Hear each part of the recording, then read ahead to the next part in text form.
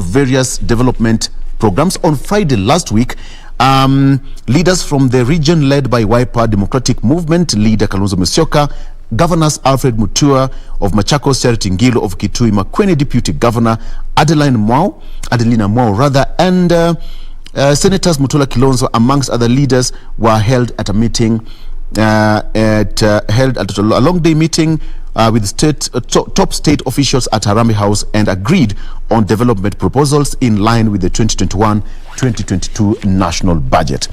Now, this is it. Bars near schools to be closed down. I think this is some good news. Kajiado Liquor Licensing Board Chairperson Jonah Marapash has said that some 100 bars near schools will be closed down. It's long overdue. So that's it. And now hospitality industry had hit as coronavirus ravages Lake region. So it's been a story that has been happening over the last 1.5 years or so since coronavirus started hitting the country.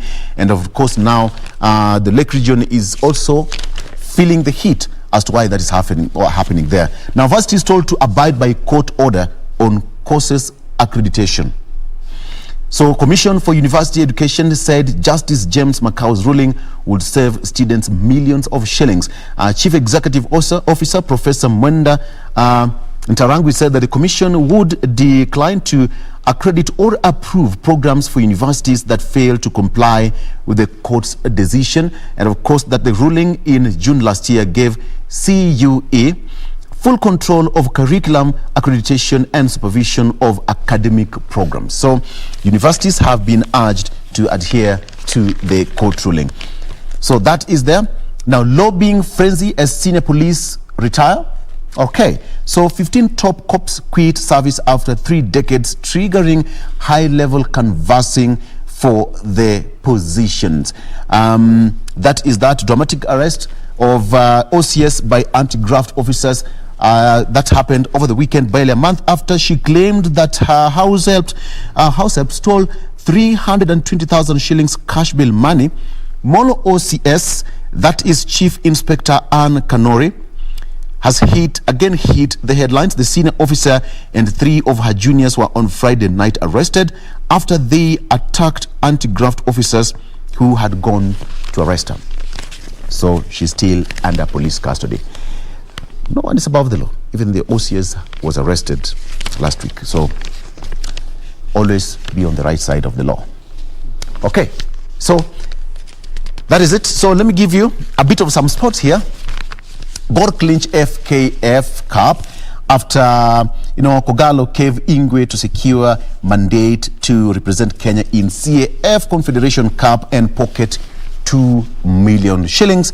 That is after a 4-1 win, capped a good afternoon for coach Manuel Vaz Pinto in his first session and season in charge of Kogalo, with Kenneth Muguna being named man of the match. That game was played yesterday here in Nairobi, and Kogalo thrashed the Ingwes 4-1 yesterday to lift the FKF Cup.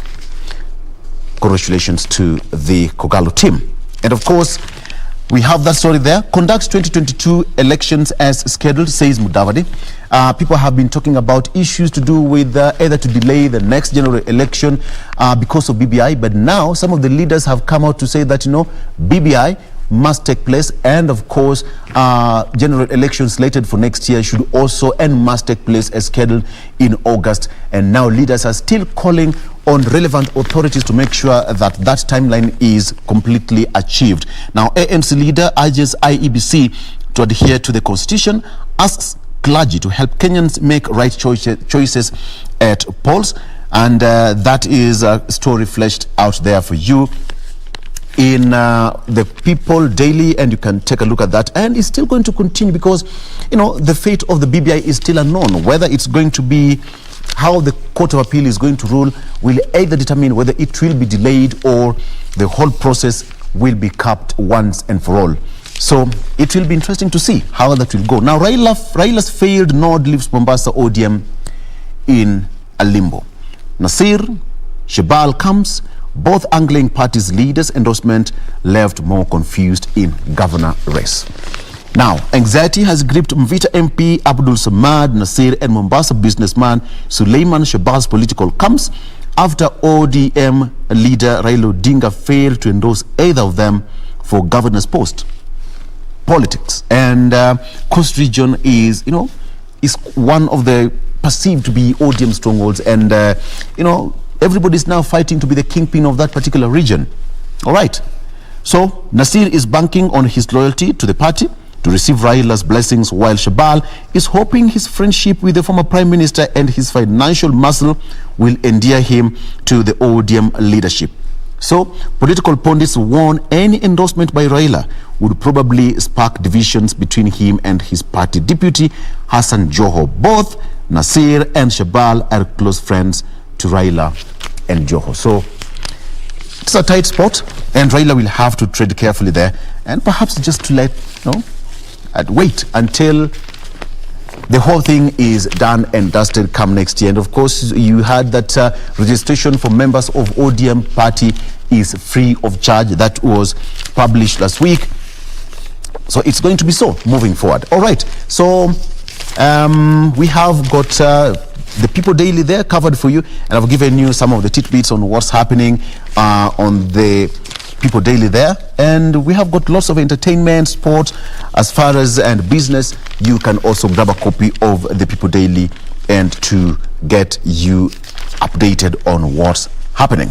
All right, that's as far as People Daily is concerned, but you have to take a look at that story and see the list of the tycoons who are controlling the nation. That is the list. We have got several people there, almost 8 of them captured in the People Daily on who controls Kenya's political scene. I have got the Star here, and of course the Standard. But before we move on to the Standard, let me take a look at the Star briefly. And on the front page, it's slightly different. Matiang'i's secret card in Uhuru and Raila 2022 plan. ODM leader Raila Odinga grooming the Interior Cabinet Secretary for bigger roles. Okay, so he's been called Mr. Fix-It, and Super Minister is considered the first among equals in the cabinet. And that is what's happening here on the front page of the Star newspaper. You can take a look at that story. And you have got 15 Nakuru representatives endorse Mudavadi for presidency next year. He was there on a 2-day tour of Nakuru County. There's a story here inside Kenyatta's strategy to beat COVID-19 pandemic. It has been something that has been ravaging the country for quite some time now, and of course, it's happening. Now, there's an interesting story here. Former toilet cleaner inspires netizens with BBI submissions. That story is fleshed out there of a young man who was a former, toilet cleaner, and right now he's dining with the kings. It's a story worth reading. Okay. So there's a story there. Indian surgery stopped me from sleeping in studio. 52-year-old, that is Ghost Mule, was diagnosed with obstructive sleep apnea. All right. So, if you are an ardent listener of a particular radio station here, and that where Ghost Mule presents, you have that story and fleshed out, and is telling his story as it is. Now, gunman flees after wounding 2 cops, woman at City Club. It was man was captured opening fire at a group of people inside Quiver's Lounge. Now, police are looking for a gunman who shot and seriously injured 2 police officers and a woman at a popular club on Thika Road, Nairobi. Now, the man was captured opening fire at a group of people who were standing inside Quiver's Lounge before he dashed out and drove off on a 4-wheel drive vehicle. Search for the vehicle plates identified the owner as Dixon Mararo, and police were looking for him for questioning. So the shooting on Friday night was captured on CCTV cameras at the club, overturning an earlier narrative suggesting that the officers shot at each other after an argument over the woman in question. All right, so that story continues there, and police are still looking for the victim who was captured on the CCTV shooting two police officers and one still in ICU. The officer shot in the neck, and the woman were rushed to Nehema High Hospital for first aid. The officer was transferred to Nairobi Hospital for treatment, and of course they are still hospitalized and intensive care unit undergoing treatment. That is a story happening there in the Star. Okay, so before I continue, we have got this story here: Matiang'i secret card in Uhuru and Raila 2022 strategy. That is a story fleshed out there for you. We have got ODM leader Ludinga is grooming the Interior Cabinet Secretary for bigger roles. So that's a story that is worth reading. And of course, people have been terming Matiang'i as a super minister in the Kenyatta's cabinet. And of course, he's been given several roles in the cabinet. And of course, right now, story has it, and words are on the ground that he is being groomed for bigger roles come 2022. Now, the idea of elevating Matiang'i to the role of Nyanza spokesman is to propel him to be among the sons of whom Raila might consider handing the baton. Now, for quite some time, there have been that question of who would replace Raila Odinga, as the Nyanza spokesman. But now, words on the ground arrive that probably he's being groomed to be the Nyanza kingpin and the spokesman. All right. Okay. So there is talk that the meeting will seek to harness the unity of Nyanza, including on fielding candidates to avert discord in the region. Now, a senior state official who asked not to be named said that there's a grand plan to groom CS for a face-off with the DP Ruto in the 2022 polls. How that is going to pan out is just a matter of wait and see. I think at this particular time it's good for us to take a break, right? All right. So let's take a break. When we come back, more.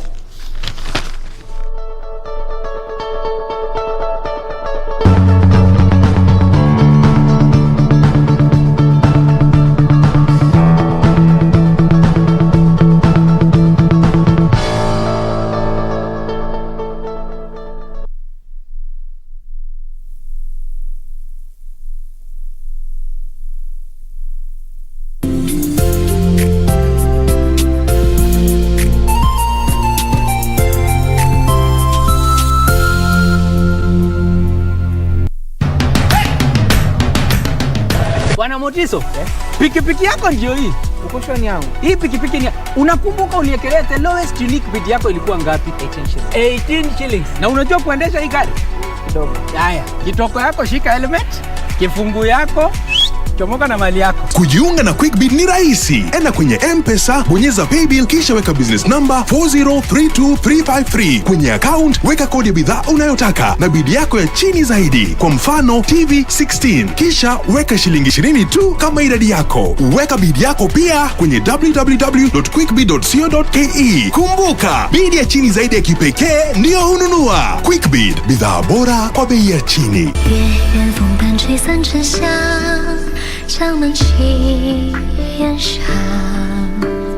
How come someone wants to kill me? Father dislikes me. And Lady Shu and Rosha are bullies. Hanyushi, remember you offended me first. Who is it?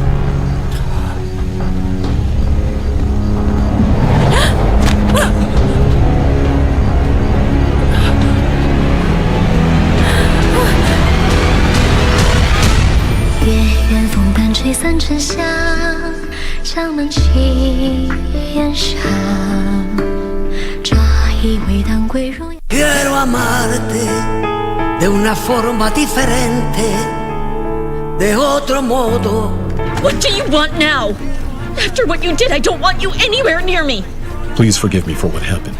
Do you think what you did to me can be easily forgiven? Have no restraint when you've set your mind on doing something.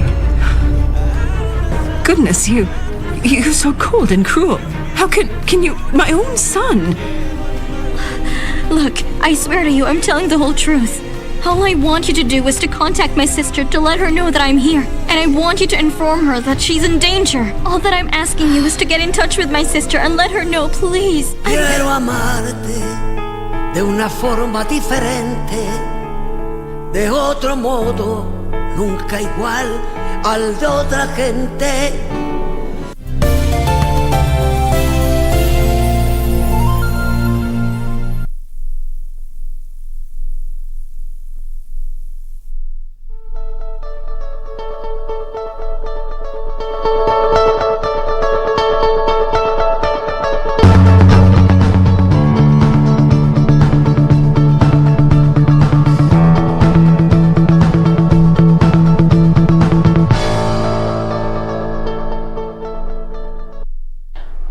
All right, and at 25 minutes to the top of the hour, time for our next traffic link-up segment. And this is again still what we are focusing on this morning, is still Mbagathi Way. As I promised you earlier, I'll be showing you how the progress has been coming along. So this is actually how it was looking like before it was deconstructed. That was in 2019 December. But as we speak, this is just how some sections of this footbridge is looking like. At least as of now, they're still constructing it. Kenya hasn't quite put a specific date to when this construction process is expected to come to a complete, but what we know, at least as of now, is that this construction is part of what is still being undertaken around the Langata, around Langata Road. Now, on that particular section, what they're trying to do is to construct an overpass and an underpass. This specific footbridge is inclusive of that construction. Began sometime in 2020, late 2020, December there, when that construction around Langata Road, especially on the Timol roundabout, was beginning. This is when this construction of this footbridge also began. And again, this is just to necessitate the easy movement of pedestrians, if I can mention, from one side of the road to the other side of the road, given the fact that also along this specific route, in as much as there's usually no the heavy kind of traffic, but also it's one of those busy roads.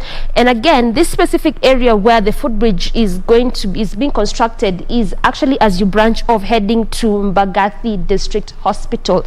So again, also becomes a very, very necessary in terms of installing this particular footbridge. Like I mentioned, they haven't really put a specific date and time to it, but also what really informed the installation of this particular footbridge is how the previous one looked like. This is how it was looking like. Not so good in terms of easy movement of people. So this is why again they resulted to at least ensuring that they install a new footbridge. So what we'll be looking at up until the installation process is complete and opened up to the public is how it is affecting traffic, because also as we speak, some sections of this area has been closed, and for some time now, just also from seeing on what is happening around on what is going on around this image, this is actually how the situation looks like on this particular area around Mbagathi Way in terms of closing of some sections of that area. So this morning, just a quick look in terms of what is happening in regards to traffic on that specific area, trying to see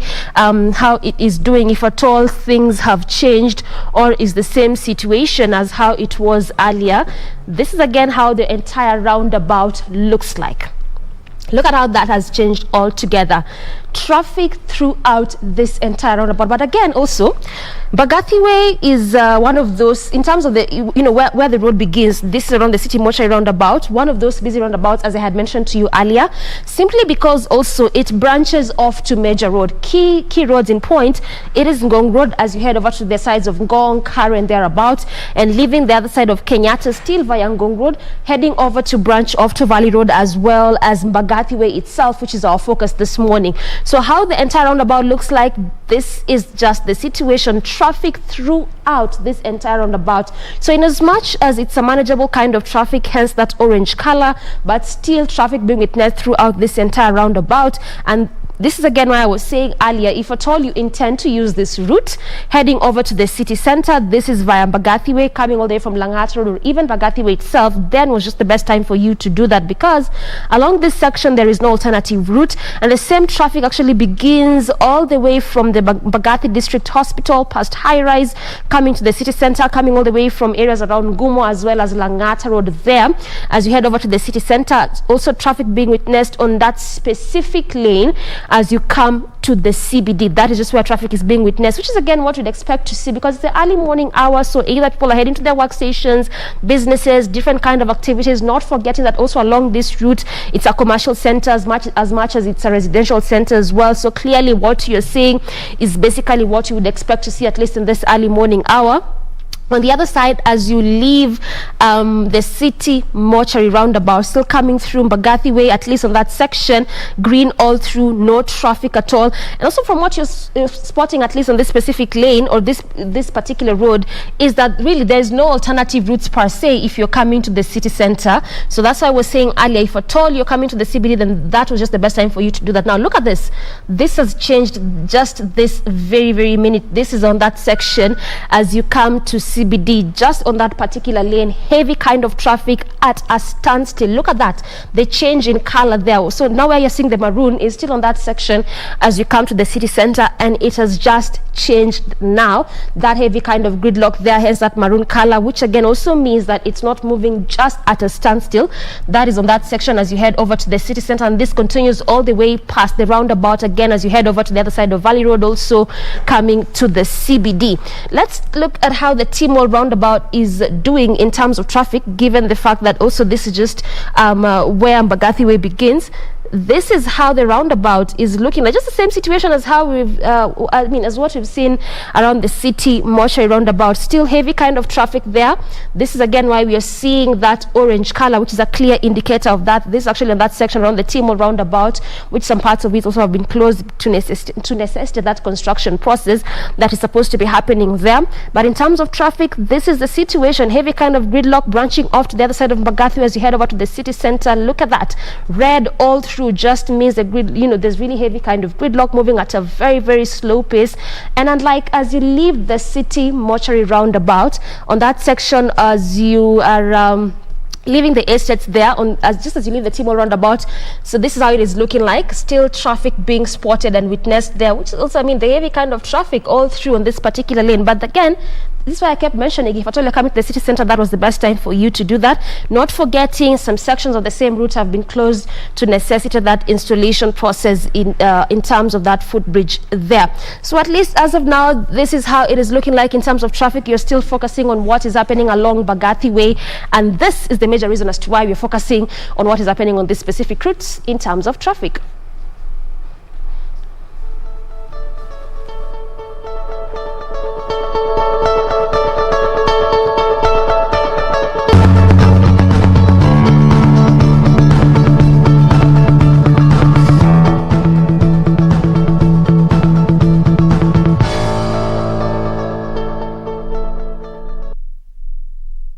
All right, very well. After taking a look at what's happening on our roads, okay, let's continue with in the headlines here on what's happening on our local dailies. And of course, right now I still have the Star newspaper. The story of Matiang'i is fleshed out there for you on the Star. Wow, okay. Okay, take a look at that story, and that of Matiang'i being groomed to the secret card in Uhuru and Raila's 2022 strategy. Story worth reading. Now, MP Omar among leaders touted to fulfill Haji's shoes.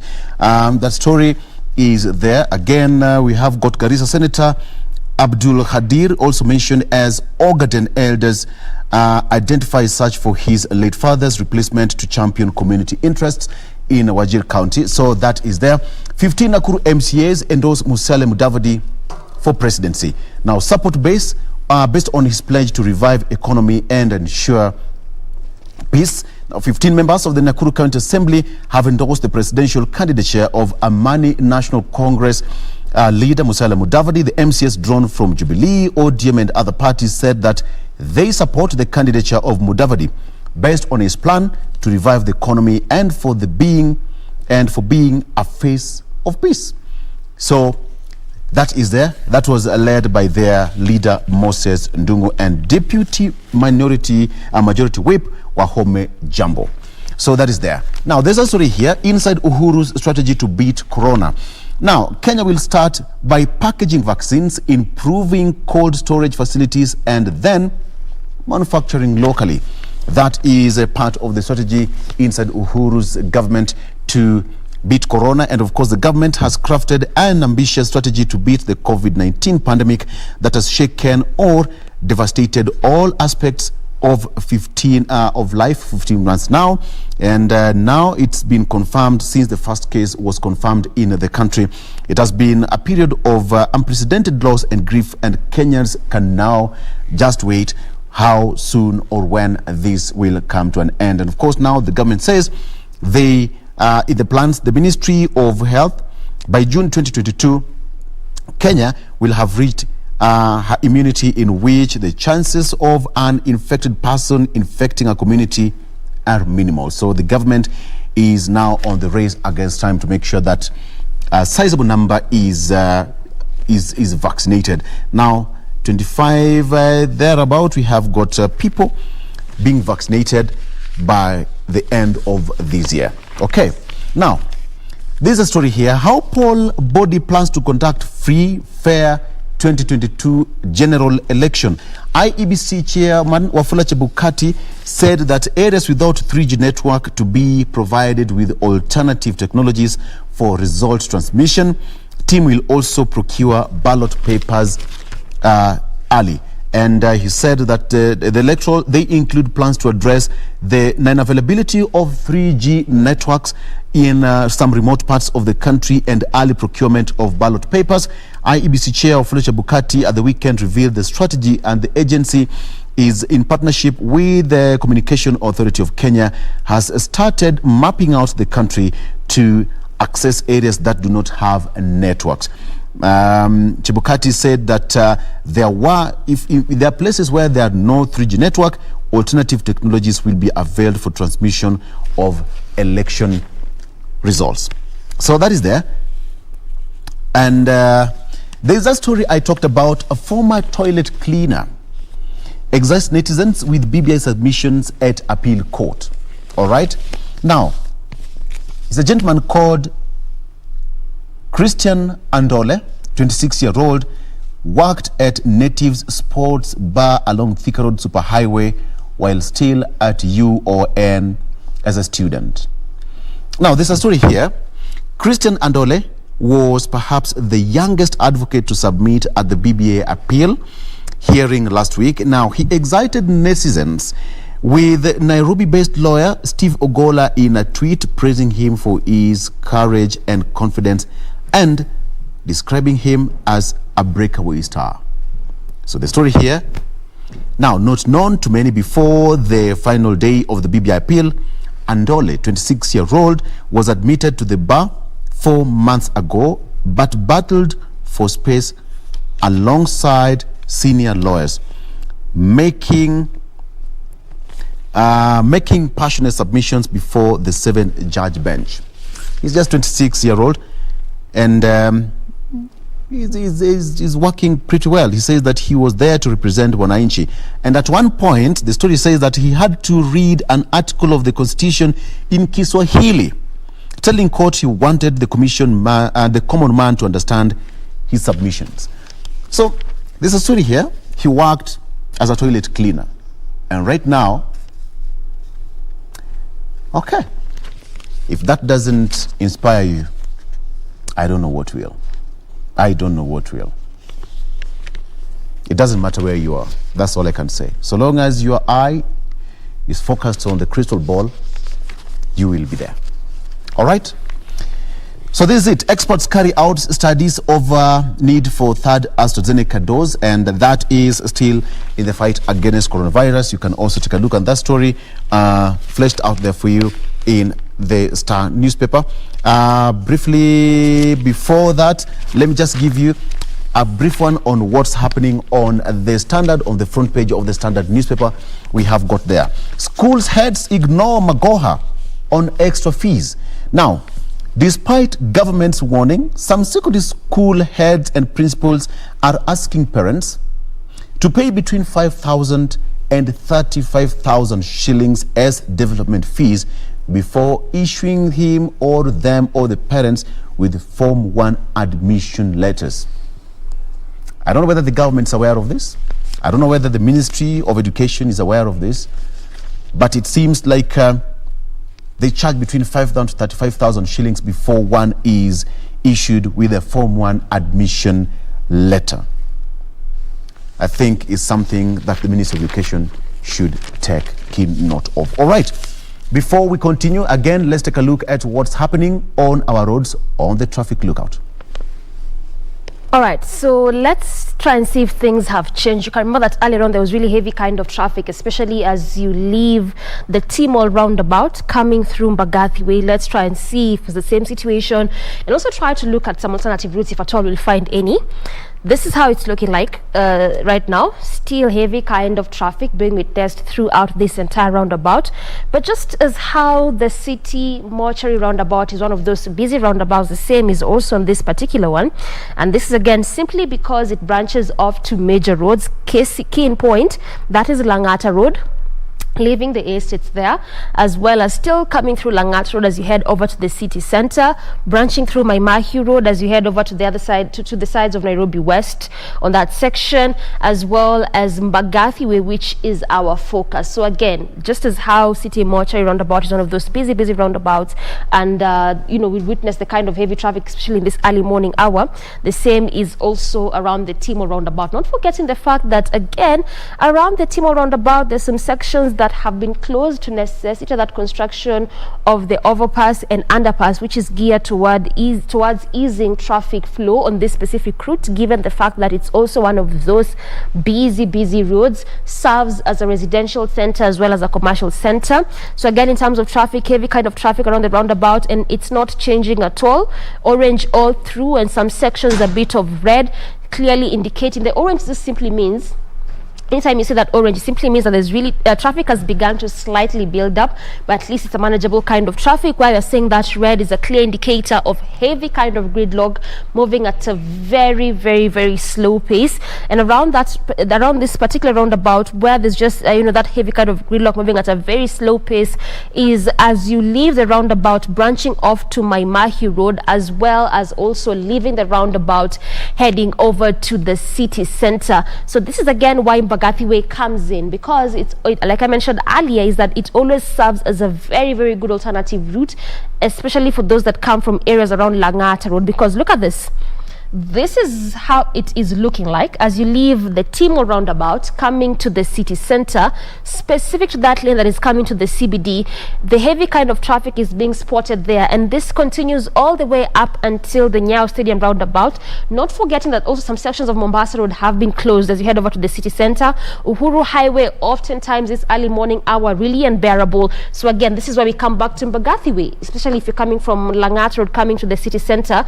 This is again why it serves as a very good alternative route. So on this particular road, where you just have to make do with that gridlock, is as you leave the roundabout coming through next to Airport View Estate, past there as you head over to I'm not even sure if this actually can serve as a good alternative route this morning, because look at this.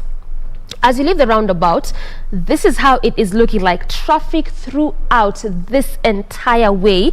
This is as you leave the T-Mall roundabout, coming past Shell petrol station there, which is again is one of those areas which is a bus terminus. So again, that's why you'll see that kind of heavy traffic. Past the Airport View Estate, still coming through Mbagathi Way, where just things are opening up slightly a bit, is past that estate as you enjoy to High Race there. But also this has just changed right now. Look at that maroon color, an indicator of the heavy kind of gridlock, not moving, just at a standstill. So what this means is along this route, or along Mbagathi Way as of now as we speak, on this section or on this lane that is coming to the city center right now is just a parking lot, not moving at all. This is why we are seeing that maroon color, the clear indicator of heavy kind of traffic at a standstill, not moving. And this is being witnessed all the way as you leave Airport View Estate, coming still through Mbagathi Way, branching off as you head over to High Rise Junction there, coming all the way past High Rise as you come to the city center. So where things just begin to slightly move a bit, just a bit, but still heavy kind of gridlock,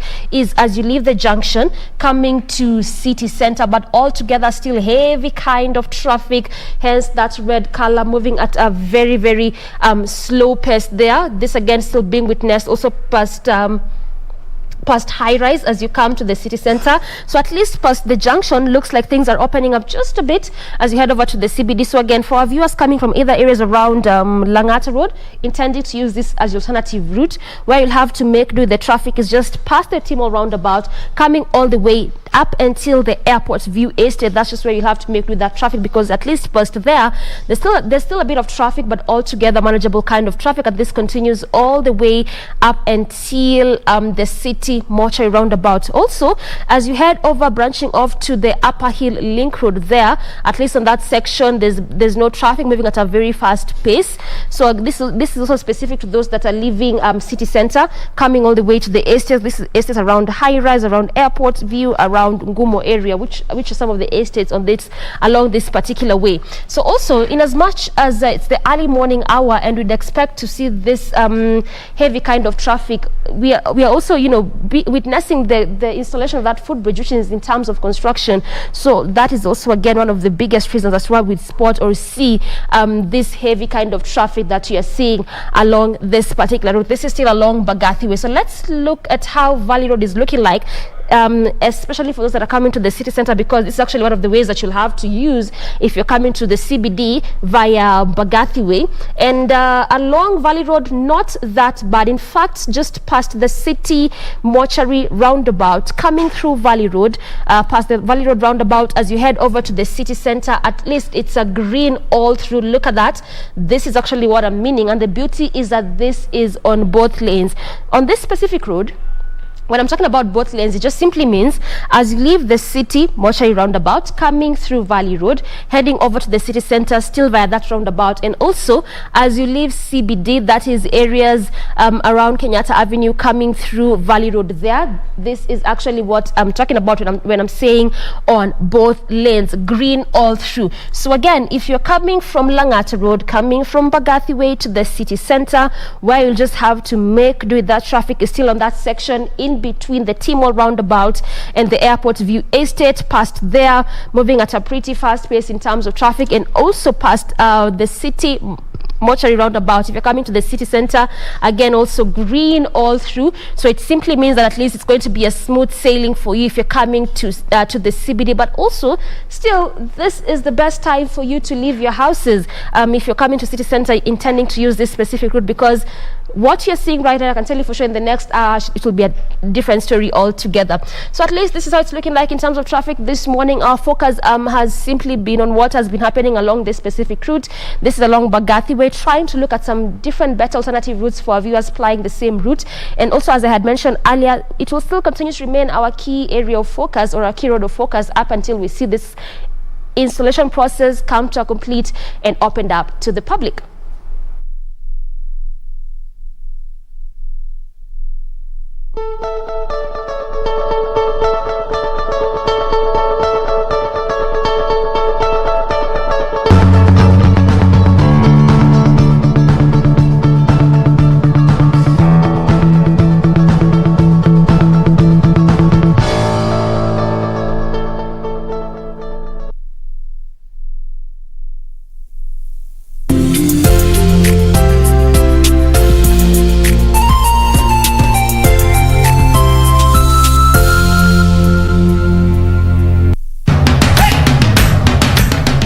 Bwana Motiso, pikipiki yako ndio hii.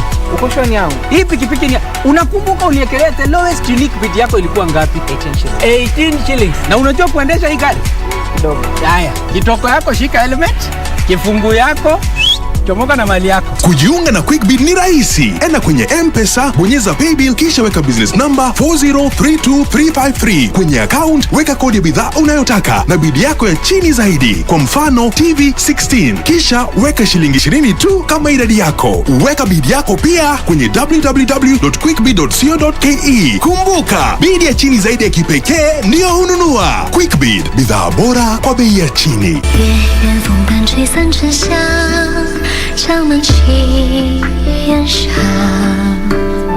How come someone wants to kill me? Father dislikes me. And Lady Shu and Rosha are bullies.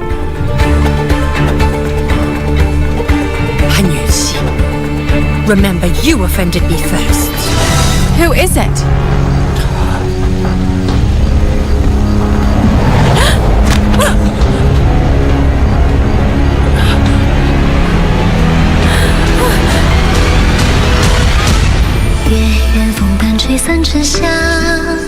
江南气烟上，乍以为当归如。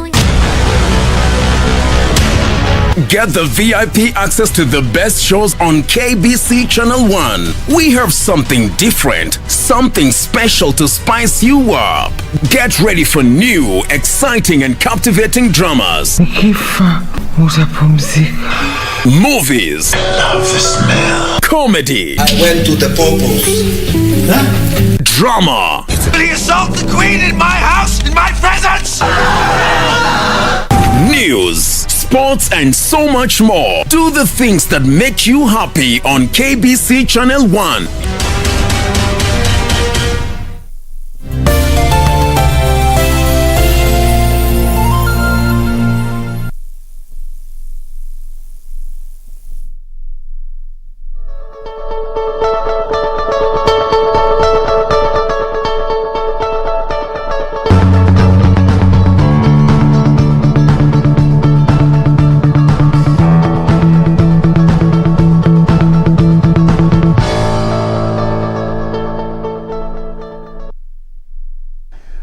All right, and welcome back. Now let's just move briefly and away from the newspapers, and let's get now into it. Eye on politics. Being a Monday, we have talked about what happened over the weekend, what you should expect over the week, and just to see what's affecting you as a common citizen, you know, financially and politically as well. Let's see how it's going to pan out. And with me, I have one gentleman, Mike Agwanda, who is a governance and political expert, joining me in studio. There you have him. And we have got lots to talk about. And I'm not alone. Later on, I'll be joined by another gentleman called Justice Juma, who is also a political analyst.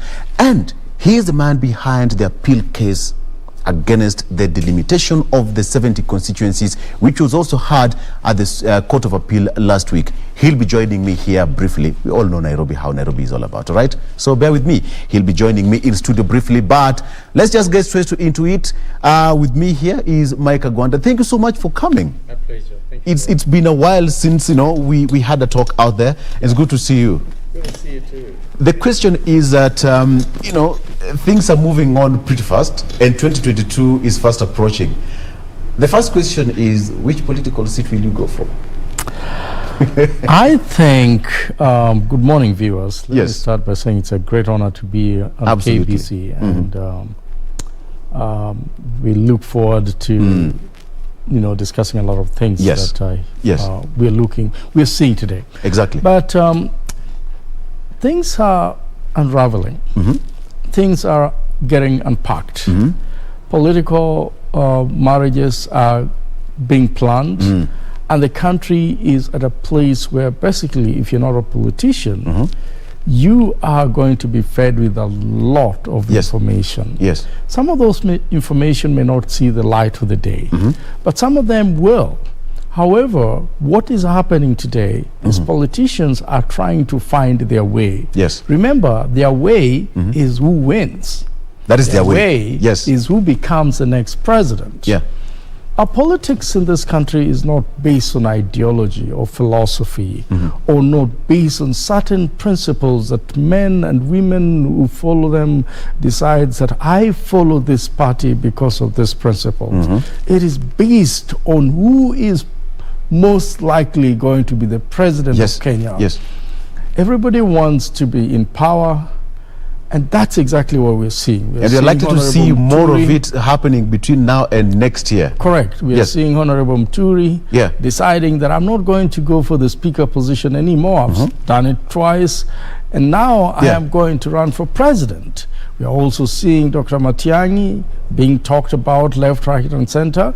We also know that Honorable Raila Amolo Odinga might and most likely is going to run for president. Although he's not announced yet. Yes, it's not announced. But you can see things. When rain is coming, before you see rain, you can see the cloud. And when the cloud is forming up, there's a high probability that there will be rain. Even if it's not rain, but there might be showers. And so these are high probability that he's going to run. We also have people from the coast angling for their own. Exactly. We've seen Joe coming up and saying, I'll run for president, but in ODM. And we also have few people from Western Province that are saying that I will run. And we also have Honorable Kalonzo Musyoka saying that I'm going to run. But we also have, Salim Davadi and his group are really gathering a lot of a lot of support and saying that they also want to run. The question is,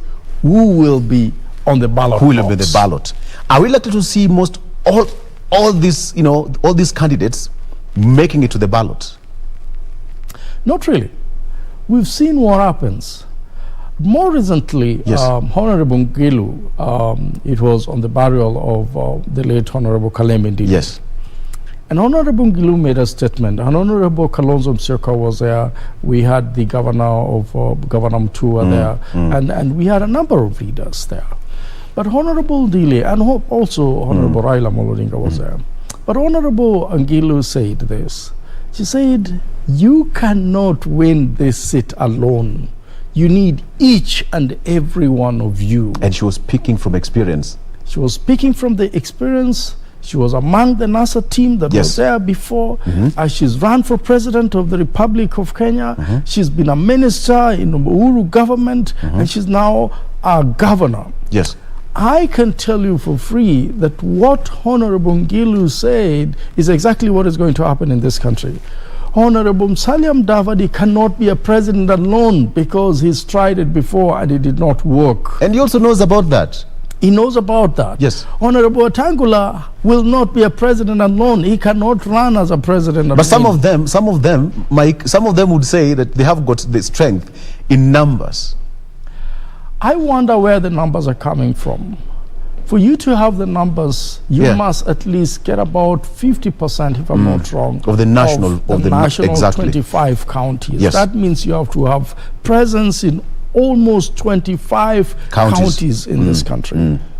And by the way, you must get substantial amount of votes in those counties.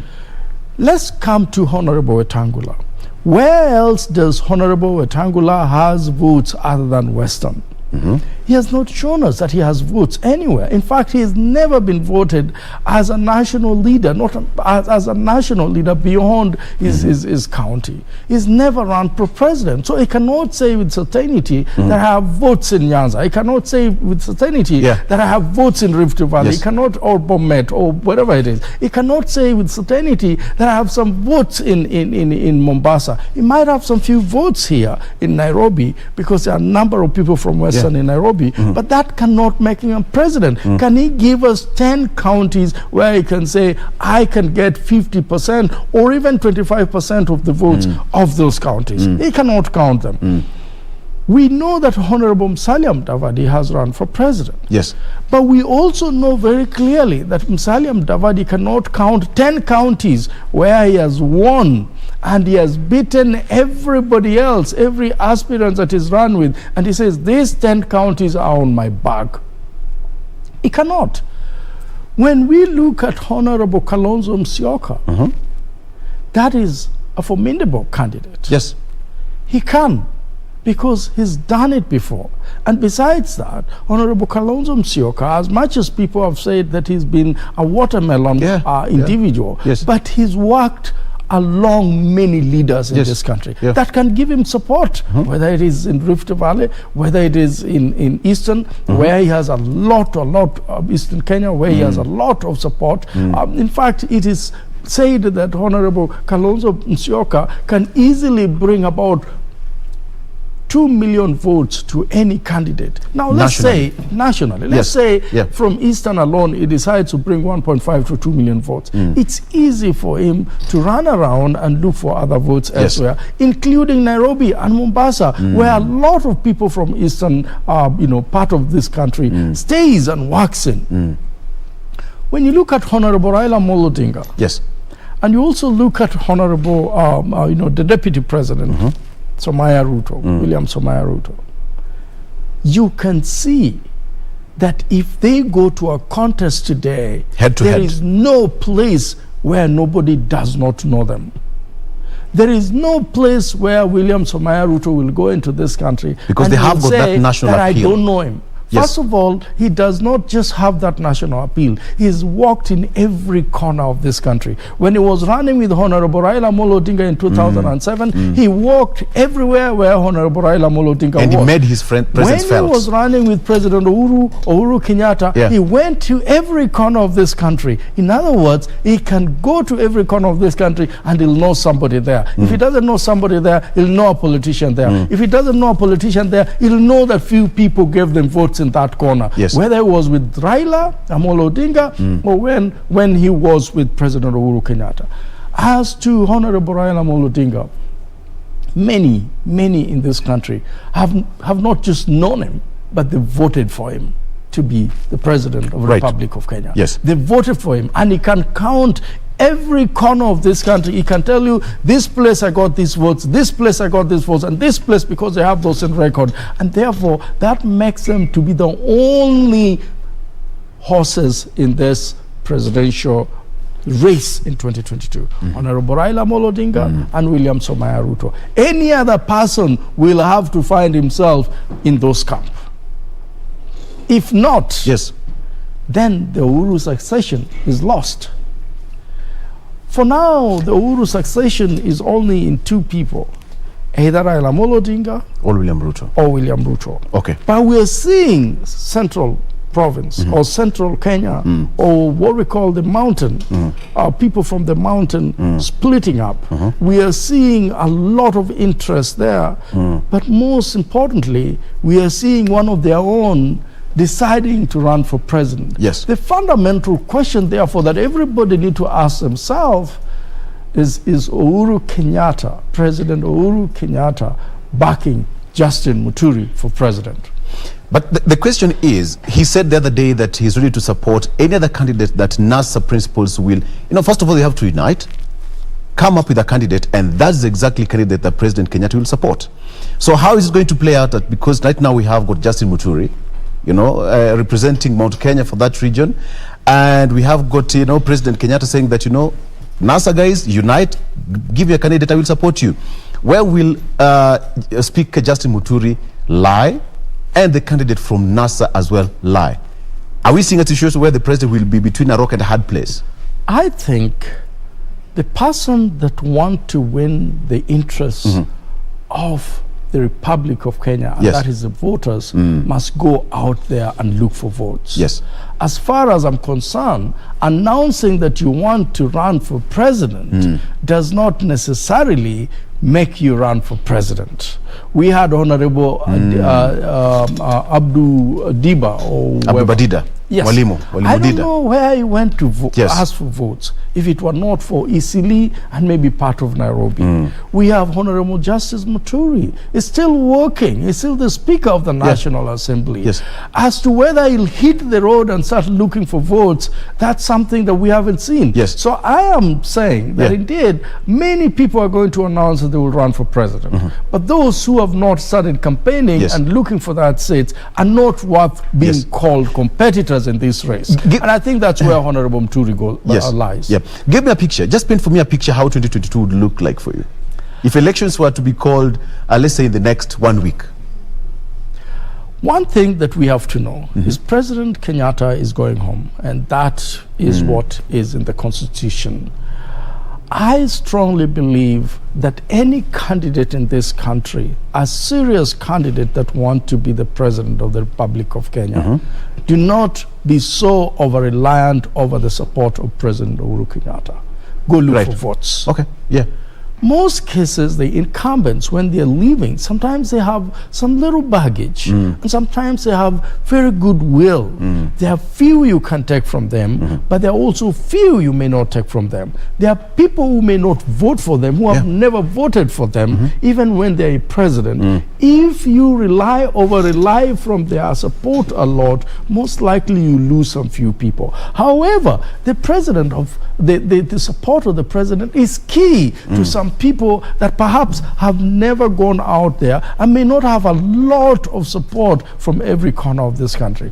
Those might need somebody to say, oh, I am supporting so and so, but we want it to be passively done, because if you overdo it, then people might just rebel against you, especially when you're going out. I see a situation where parties are going to march together. Yes. I see a situation where even those who are calling each other names today, if reaches the last minute and they knew that so and so is most probably going to be the president, they will join him hand. I see probably a situation where we'll only have 2 candidates in this country, and some of them are already known. The rest will run, not because they're going to win, but to position themselves for the next general election. Because sometimes you also want to know whether you're worth the seat you're looking for. And the only way to know whether you're worth the seat you're looking for is when people give you votes.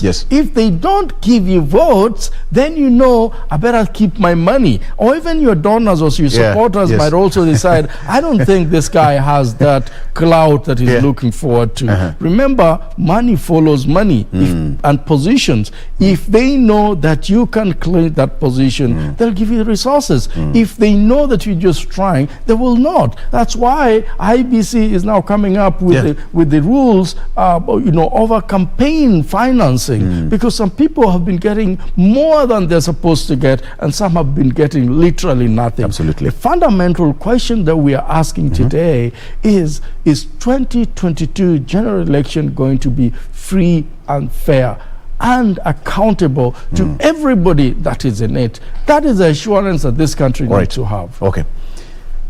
Let me give you one assurance, that we are going to take a very short break. And when we come back, we are going to continue, because we've just started. Okay? Okay, I'm being told that we continue. All right. So we need to, just to paint a picture. We have a situation where we have, the candidates are now angling for the presidency, and every region will have a say come next year. Things that people say that, regional blocks, tribal blocks, and what have you. How is it going to look like come next year for the unity and for the purposes of having a unity in a nation, so that we don't have, this region bringing a particular candidate and all that, so that we have one candidate perfectly fit for every particular country? This nation is a candidate is for everyone in the country, so that we avoid this issue of this region, tumeleta mtu wetu, tumeleta mtu wetu, and muleta mtu wetu. How is it going to look like? What I can guarantee you is that regional representation is key for the posterity of this country, for issues of development, for issues of accountability, for issues of equal distribution of resources. That is very, very key, because we have a scenario in this country where basically regions that were perceived to be opposition were never getting development. Regions that were perceived to be, in the oppositions were never getting employed in the military, in police, and in teaching, and many, many other places. They were totally looked down upon, and things were going to places where people perceived them to be pro-government. When it comes to issues of development matters in a country, you want equitable distribution of resources, regardless of whether they're in the opposition or not, because resources comes as a result of taxes that people pay. And anybody who pay taxes in this country is supposed to get the services they need. If they're not being given those services, then it is not right. And that is a problem we have in this country. I think I would like the idea, and I think it's happening today. Of course, it's saying we want to be on the table so that we agree on what we will get when we support a particular candidate. Western is saying we want to be on the agreement table so that we know what is being promised for Western. And Eastern is saying the same. I think that's really, really important. Remember, the money that is going to devolution is just a drop of our budget of 3.6 trillion of our budget. It is not even a trillion for that reason. And for that reason, a lot of money is still being left in Nairobi. That money, whoever becomes the president must agree with the regional leaders what he will do for them. I think that is in order. Because again, in politics, if you don't sit on the table and agree with them, they will assume you're not existing. That is the problem you have in this country. It is not like in the developed world where the civil servants run the development and the development and runs the way the country runs. The politicians are left there to hinge on policies and to make laws that helps in issues of development, in issues of accountability, in issues of transparency. The politicians make laws, but the people who run the show are civil servants. You realize that it's this country, it is the other way around. It's just politicians that run the show. It's the politicians that determines where development goes. It's the politicians who allocate resources. It's the politicians who are supposed to oversight it, and it's the politicians who some of them are found in corruption. Very well. At this point, let me just bring in Justice, who's just walked in. He sent me a text and said that, hey, traffic in Nairobi, it's eye-watering. You are caught in traffic. Thank you. But first of all, welcome to the show. Thank you. You've made it. It's been a while. It's been a while. Thanks for pairing me up again with one and only Agwanda. Exactly. I'm already differing with him in so many things. You will have to tell me now. Naona punda mbili. Na sisi tunaona iko farasi mingi. Ziko mingi. Yes. So which are kind of these horses that you're likely to see. Welcome to the show. And of course, joining me in the show right now is Justice Juma, who is the party leader of Justice and Freedom Party of Kenya. As I said, he appealed against the delimitation of 70 constituencies. That was heard in the Court of Appeal last week. Successfully. Okay. Successfully, right, or not? You tell us how it went out. Yes. We're yet to get the ruling in August 20th, according to the judges, and of course he represented the case and with his lawyer. So he'll also tell us more about that. Of course, the delimitation of 70 constituencies is one of the key issues that is, factored in the BBI and IBCs fighting against some of the politicians as well. So he'll tell us more. Let me just start with this one. As we were, continue with the discussion, I asked Mike here how 2022 would look like as a party leader. How many people do you have running for the political seat? If it was the best way to start, the days of Daniel, you would have seen the writing on the wall. Mene mene tekel. How is it? Who passed the day? Yes. And the writing on the wall is very clear. Yes. And the scenarios are very dynamic. And that I appeal to politicians who have a closed view to open their perception, and their perspective, and see Kenya moving in a different dynamic. Yes. When we opposed BBI, actually, at first I think Justice and Freedom Party was the only party. When people were at Bomas of Kenya, we were at Uhuru Park. Yes. And let me tell you, even the media did not cover us. And we released a press conference and stated our position. And few days later, when they were at KICC, we were still back at Bomas of Kenya. By then, we were joined by around 6 political parties. And this initiative went all the way, and of course, up to the High Court. And we won the away match. Tuliwachapa nyumbani. And they ran back to Court of Appeal, and in the Court of Appeal we saw how we struggled last week. And submission had been done, and even as we wait for judges to judge, already citizens have a way now to judge these things. You could see who presented what, how people argued, and then most of us also don't have to be lawyers to understand the Constitution, because Constitution is basic. Is a basic a document that all of us should be able to understand. And to me, it is the David-Goliath scenario. And that is where our hope and faith is coming from. So yes, it's true, when we are fighting the Goliath war style, the combat. In war, you have various types of war. You can go the combat way. you can go the artillery way. But we also had slingers, like David, the sharpshooters. And sometimes they can mess up the game. Where do you belong? And the 3 categories. We are the individuals who are going to mess up the game. Okay. Because when you're analyzing in terms of the conventional appearances, the very, very same names Kenya are used to. Actually, it's a picture, perfect picture scenario is what you could have seen also in the legal fraternity. Yeah. We do have various names that are known.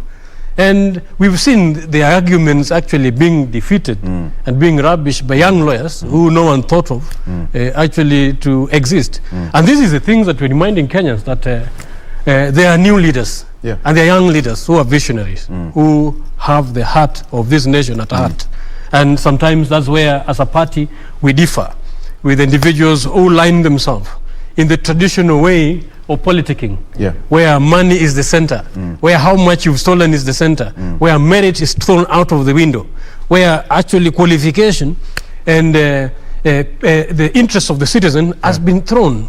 Because if you hear people actually discuss or analyze the political scenario, you're looking at a structure where it is the politician who devolves to the citizen, whereas the current constitutional framework empowers the citizens to participate in the democratic process and determine what should be coming to them.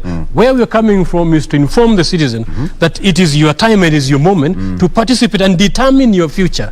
And some of these leaders we're talking about, actually, they've been in place for quite a while, and you can judge them by their fruits.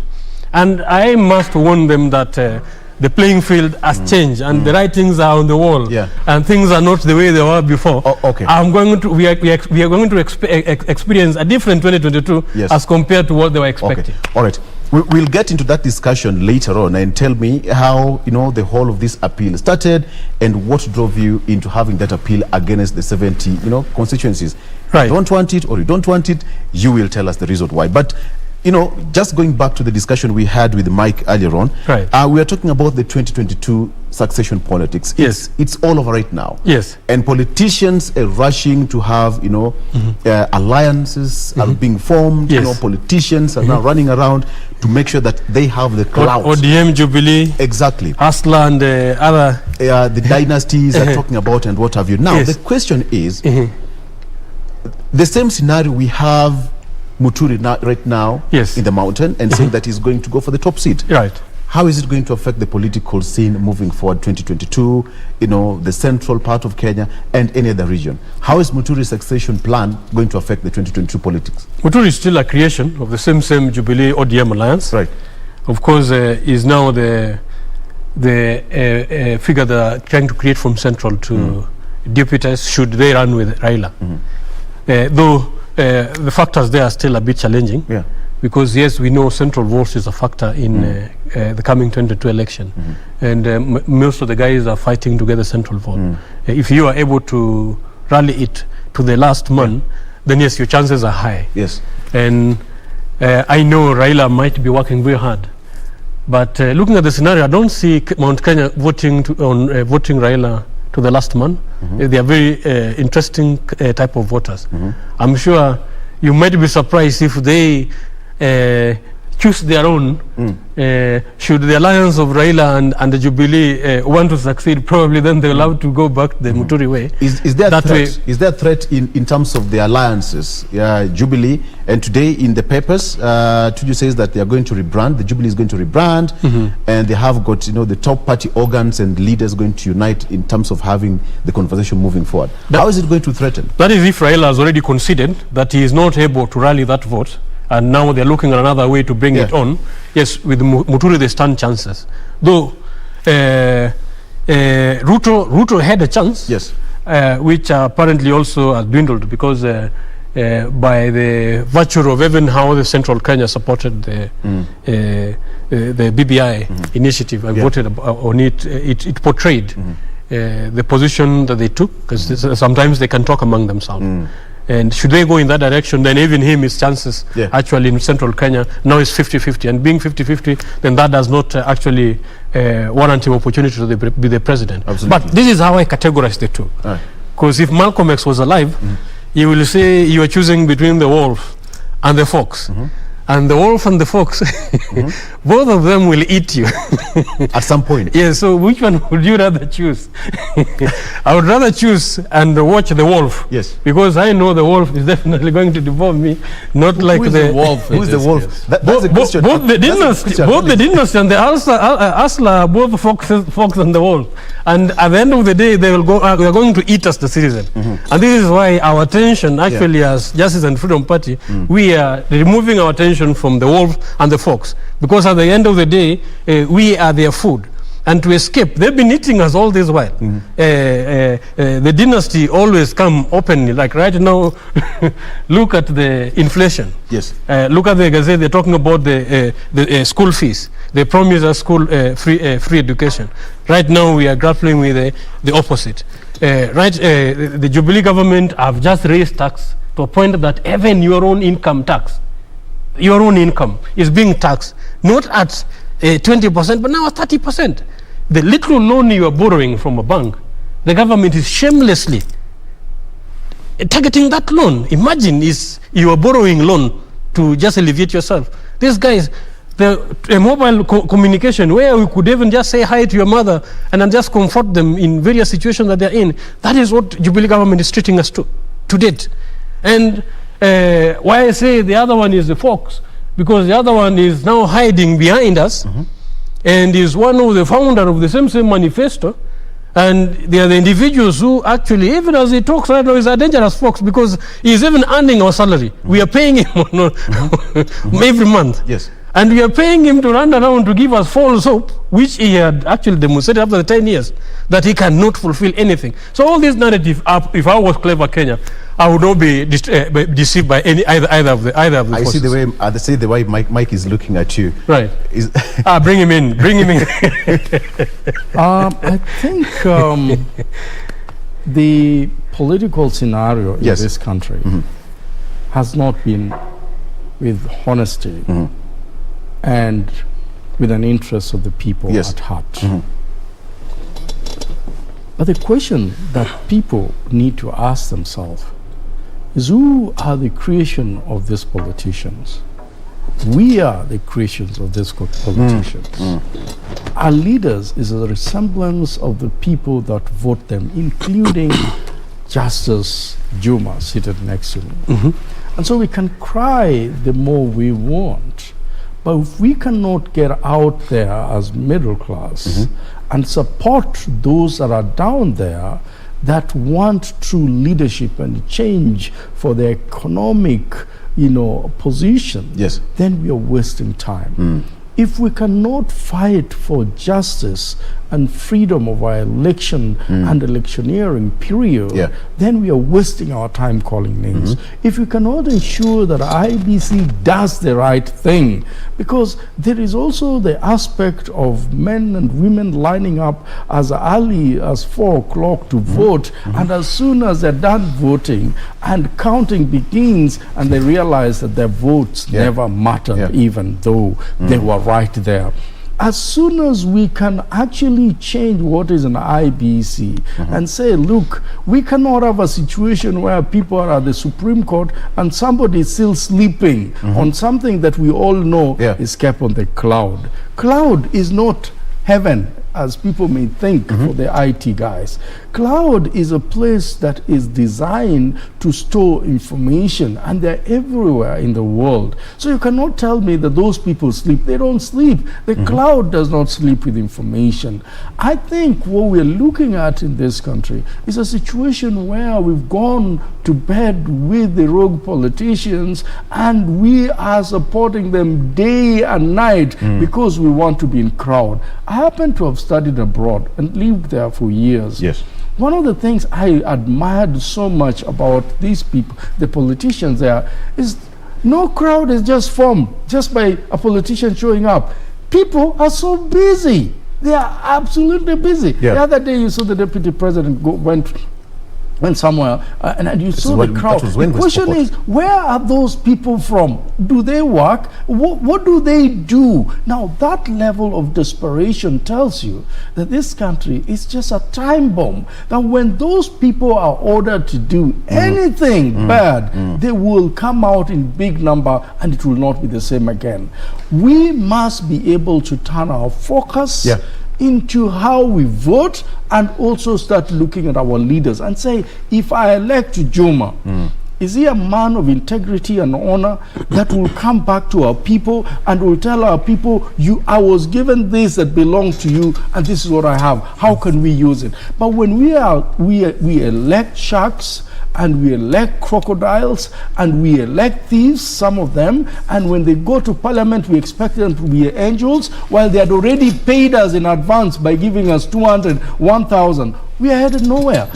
As to whether Central Province is going to have a man who now they call their spokesperson. Yes. Some in court say, no, he's not our spokesperson. Some says he's our spokesperson. You see, only in Central Province for the first time, politics have divided even the elders that were so revered and respected. Even the elders have somehow become fake in Central Province because of a man that they thought would be uniting them. But suddenly, this man has actually realized that they're fake elders, and they are also even it's the shrine itself. Some of them are now saying that's not the true shrine. Why? Because of tumbo-nomic economy, where everyone who wants to support Honorable Justin Muturi is looking for something. Is looking for a tender. Is looking for favors from Parliament, from somewhere. But the other guys feel left out. If we are left out, we must spoil for him. That's exactly what is happening in this country. When I see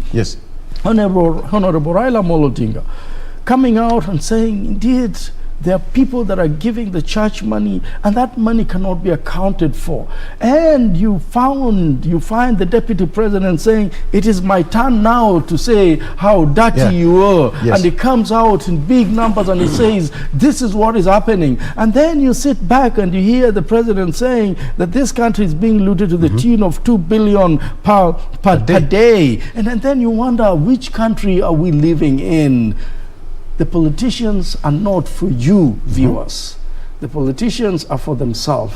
The sooner you change them with people that have lived among you, have fought so hard for you, and you know them very well, the better. But the ones that are being brought to you by the party through nominations might not be the people that will ever serve you. Before we continue, Justice, can we just take a break? Okay, then when you come back, when we come back, before we spoil the party, before we spoil the party, as Mike is correctly putting it, let's just take a break, and when we come back, we're still going to continue to talk about. We have got Dr. Fred Matiang'i on the star here. Is Matiang'i's secret Kadi Uhuru and Raila 2022 plan. Sources say that he's being groomed to be the spokesman of Luo Nyanza and the Nyanza as a whole. How is this going to work? We are going to discuss more and others when we come after this break. Stay around.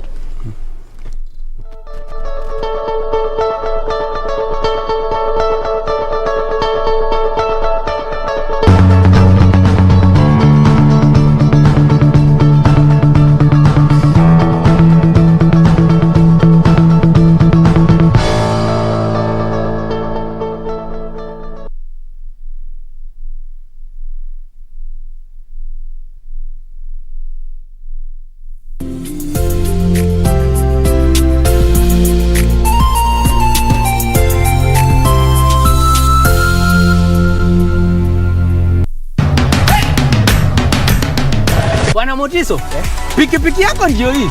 Uko shwani yangu. Hii pikipiki ni unakumbuka uliekelea the lowest unique bid yako ilikuwa ngapi? 18 shillings. Na unajua kuendesha hii gari?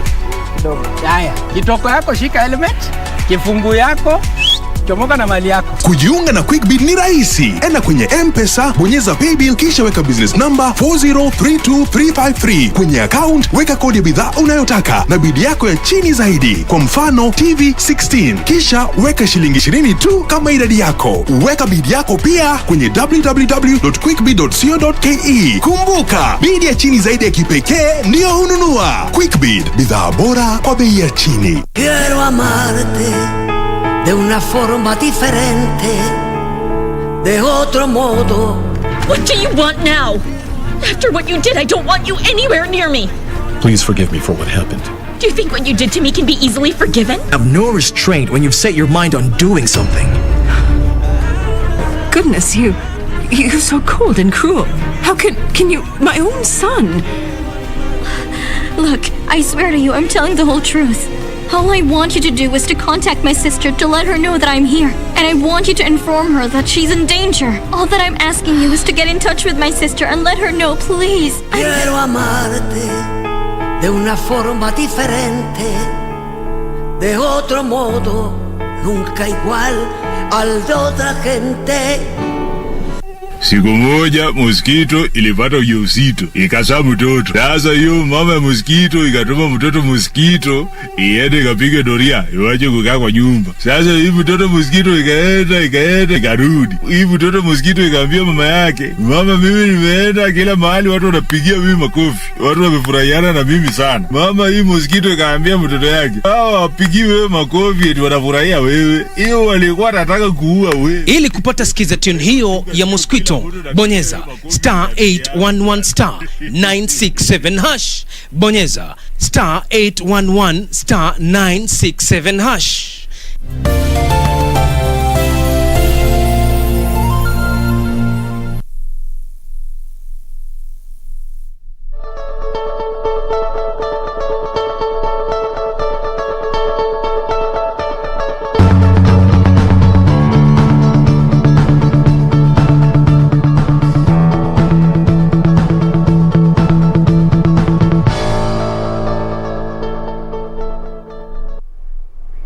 Welcome back to the program. This is still Good Morning Kenya. Now, before we continue that conversation on Eye on Politics, a quick look on what is happening on our roads in terms of traffic. And just to run you a bit on why we're looking at Mbagathi Way this morning, very quickly, this is the reason as to why we're looking at this specific route. This is a file image of how Mbagathi Way was looking like in terms of this footbridge, given the fact that this is still an ongoing construction in regards to the installation of this particular bridge. This was in 2019 when Kura had closed some sections of the route just to necessitate the deconstruction of this bridge to ensure they install a new one. And the reason as to why this had been done is simply because of how it was looking like. Was not looking in a good shape, not easy for pedestrians even to move from one side of the road to another.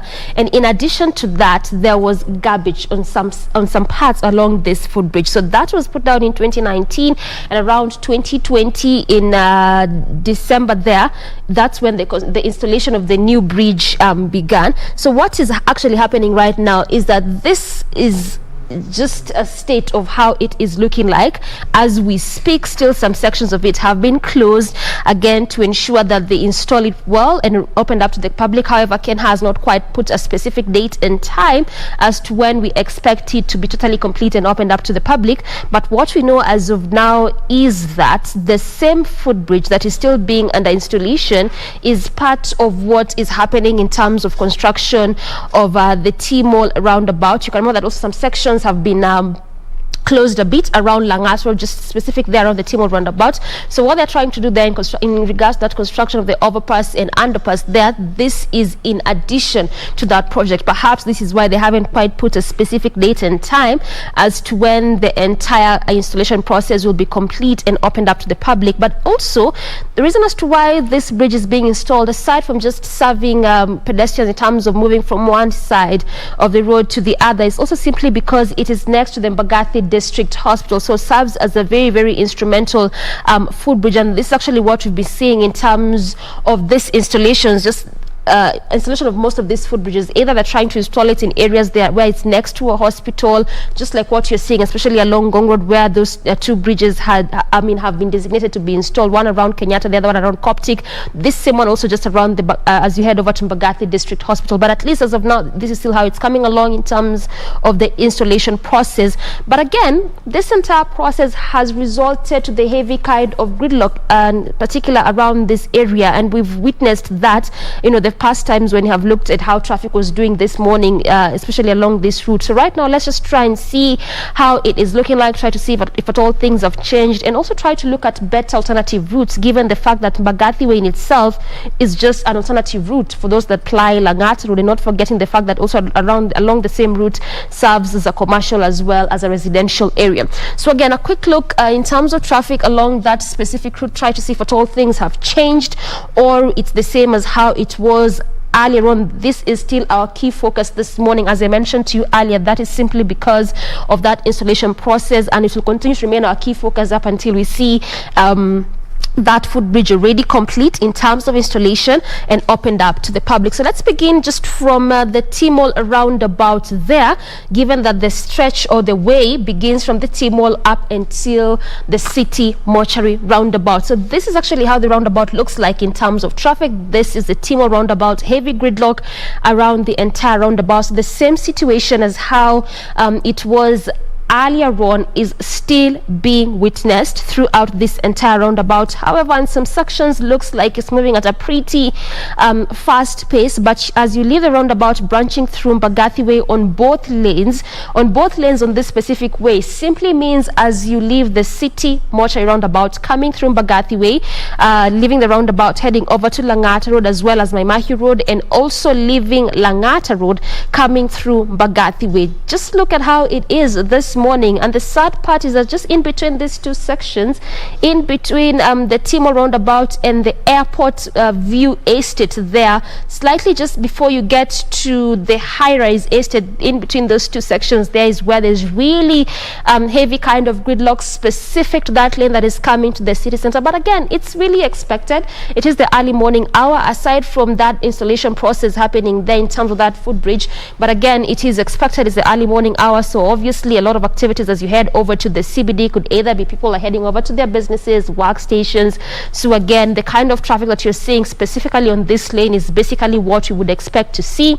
On the other side, so as you leave the City Mortuary roundabout coming through Mbagathi Way, just slightly past the High-Rise Junction, as you head over next to Airport View before you get the T-Mall roundabout, on that section there, at least it's green all through, moving at a swift pace there. So it simply means if at all you're coming from Langata Road and you still intend to use Mbagathi Way as your alternative route, where you'll have to make do with the traffic is just in between those sections that I've mentioned.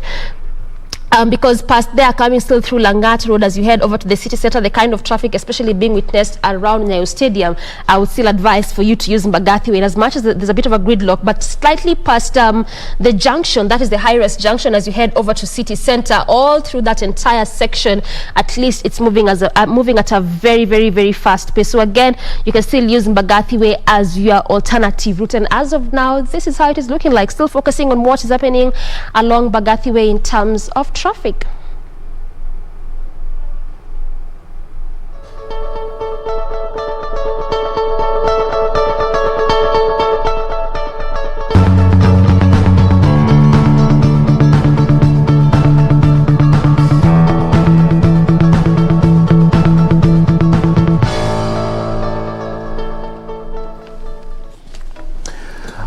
And welcome back. We are still continuing the discussion here on KBC Channel 1. This is Eye on the Politics, and I have two gentlemen here. Today is men's affair. No pun intended, all right? No pun intended. All right, let's talk about issues affecting us. Gentlemen, let's talk about the issue here on the front page of the Star newspaper. Matiang'i's secret card in Raila and Uhuru 2022 succession plan. And of course, the story continues to say that probably he's being groomed for bigger roles, as well as the seat of presidency come 2022, as well as the spokesman of Nyanza once Raila Odinga is out of politics. The question is Matiang'i fit to fit the bill? Starting with you, Justice. Well, Matiang'i as a person has merits. Yes. And as a Kenyan citizen has equal rights with any other aspiring politician to represent his people, represent his region. And the problem would be who is fronting him. And that takes me back to the same I give analogy of various war front or war styles. Yeah, so if he goes through the traditional political system, maybe he may inherit baggages that may actually overwhelm him. That's a challenge, because it depends on who is fronting who. But if we were to discuss based on their tactics and strategy, yes, he would be a suitable kingpin, because traditionally they've campaigned around tribal arithmetic, and bringing back the Kisii Nyanza basket, that becomes a serious vote basket for a bargain with any other geographical location. But I wonder whether the current generation, especially the majority voters, will buy into the traditional tribal kingpins, because that is another challenge that actually he may encounter if he pursue that strategy. And if he fall into it, yes, he is a suitable candidate to bargain with and represent his community. He is merited it based on his tough stand and the deliverables he has delivered on the previous dockets he has occupied. But Kenyans are dynamic. Kenyans are thinking different. And I think that is the class where I belong to, where we believe we are beyond the tribal representation. We are beyond that old archaic political tactics. We are entering a scenario where Kenya needs to be equal in the face of humanity. And for Kenya to be equal in the face of humanity, we have to put our best foot forward. And to put our best foot forward, there are certain tenets that we'll need from leaders. Because as Mike was mentioning earlier, that Kenyans deserve the leader they get, I'm of the contrary opinion, because for a while, the political scenario has not been conducive and favorable to Kenyan citizens. The political parties have traditionally been established around certain individuals. And these individuals have not been driven by ideologies. Some actually have interests of protecting the family interest, family businesses, and then some come to loot, and we've seen them, the Tumbocrats, how I call them. You may call them Tumbo economics. And these Tumbocrats have always actually messed up the citizen aspiration to attain or achieve the liberation that our grandfathers fought for. If you saw the Maus and our fathers who are fighting against individuals with guns, with machetes, and they defeated them. You cannot underrate such resilience.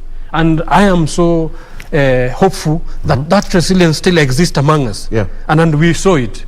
We saw young lawyers, actually we were paying them nothing if not inspiring them, coming out and demonstrating to Kenyans that yes, there is a rule of law and we can respect it, despite how individuals with impunity can rise up. And if you look at how much they're paying their lawyers. So there are still such Kenyans to date who can still rise up and do the right thing. And that's the type of leadership, Victor, we've been pushing for. A leadership that puts the citizen at the center, a leadership that feels the citizen instead of sacrificing them, a leadership that puts trust, that has been an endemic species, back into this country. And that leadership has been denied to Kenyan citizens by political outfits that are formed around individuals who are not driven by ideologies, who are not driven by the citizen, and are driven by their own selfish gain and surrounding themselves with yes sir or sycophants who, when given opportunities, you've seen what sycophancy can do to Nairobi County. Now Nairobi is even functioning outside the constitutional provision.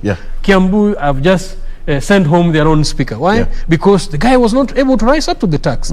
These are the elements that are forced down the citizens' throat because citizens have never had suitable outfits. And as JFP, we tell them there's a new dawn. Justice and Freedom Party is available, and any Kenyan who is ready to merit any position, we invite you. Come and take your ticket. We will not stop you. We will not sell it. And we will let Kenyans get the leaders they deserve. And this is what has been missing. Because traditionally, Kenyans are always treated to leaders they do not want. So choosing from two evils, has never made it right. So that is why sometimes I defend the citizens, despite the issue that we've had. The citizens given opportunity can always make it right, and this is why we are on their side to help them make it right this time. Just to ask Kagwanda, how is it going to work? Because every region right now is now focusing on having their kingpin. How is Matiang'i matrix going to affect the Nyanza as a whole kind of voting bloc? I'm reminded of a time when President Daniel Troy Teacher Arap Moi wanted to retire. Yes. And in his heart, he thought that he needed to leave the leadership of the country to a man that he had chosen. In Kakamega, he decided to flag off that man, and that was none other than President Uhuru Kenyatta today. And he went to the election, and it didn't work. President Moi was a man that had served this country for many years, was hugely respected, revered, and feared at the same time. Yes. That did not work. The question I want to ask myself is, who is going to lift Dr. Matiang'i's hand and say, this man fits to be your president? Yes. Sometimes you've got to really go to the people and ask the people for those votes. Matiang'i has never run for any political office. Matiang'i was a don at the university before he was appointed a minister. And he has not endeared himself to be that man that might possibly want a position of election in this country. For that to happen, perhaps Matiang'i should have started. I look at the time low, and I'm seeing a situation where we're only having but 1 year. Oh, even the president himself might not pick somebody from somewhere, like an office somewhere, and make him a president in 2022. President Moi tried with Uhuru Kenyatta, and it did not work. I don't see who will lift the hands of Matiang'i today and show him to the people and take him to every corner of this republic and say he is Tosha, and then have him. When President Kibaki was supported by Honorable Raila Amolo Odinga, and when Raila Amolo Odinga said Kibaki Tosha, he did not say it lightly. He knew that he had votes that he needed to bring home. Yes. For you to be the President of the Republic of Kenya, first of all, you must look at your background and say, how many votes do I have? Exactly. Has Dr. Matiang'i displayed those many votes that he has? Honorable Matiang'i will be asked and tasked by the people that he will go to. And we don't know when that will happen, because today is a civil servant. By the way, I think it's expected that if you are running for any political office, by next year, February or something like that, you should have resigned. Yes. I'm hoping that men and women that have great potential and are looking forward to lead this country will have resigned by then. The question is, will Matiang'i resign by February or so to run for any political position? Until then, is not a question. The question is, what kind of political force would he bring? I still do not know, because the political force is determined by the votes that are supporting you. Yes. More recently, when there were campaigns in, I think it was in Nyamira. In Bomachoge. In Bomachoge. Yes. You can see what happened in Bomachoge when the police raided the governor's home. And that actually,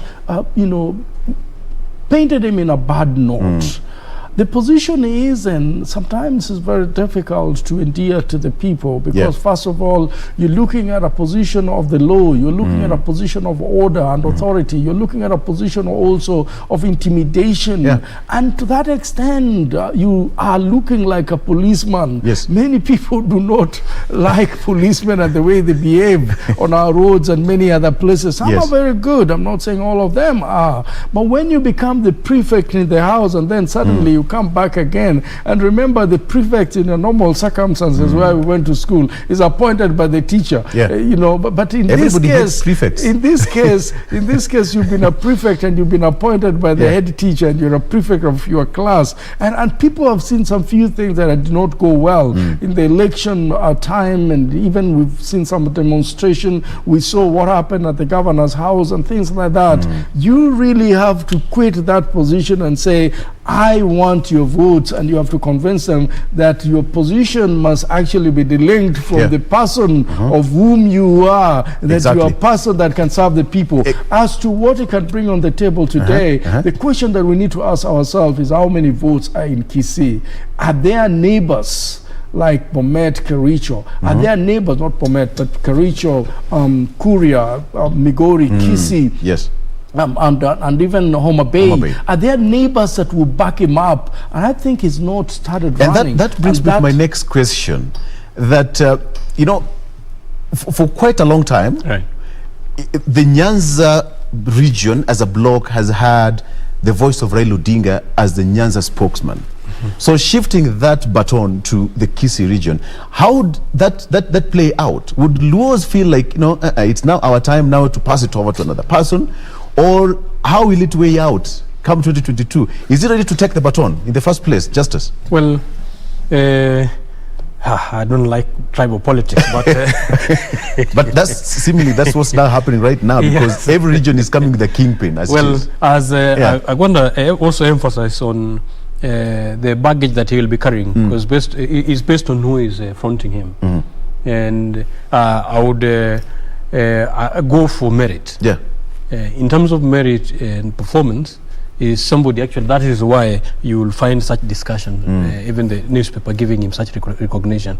He has merited that thought, even to be considered as a presidential candidate, which is fair enough. But as he says, yes, he needs to have his own constituency, he needs to play his cards right, and what Star is insinuating is very interesting, because sometimes some people used to call Star gutter press, but I'm not going to say that, but I think it's giving us a gossip, which in the political arena is can be considered based on the merit that these fellow Kenyans have demonstrated in the portfolios that he has held.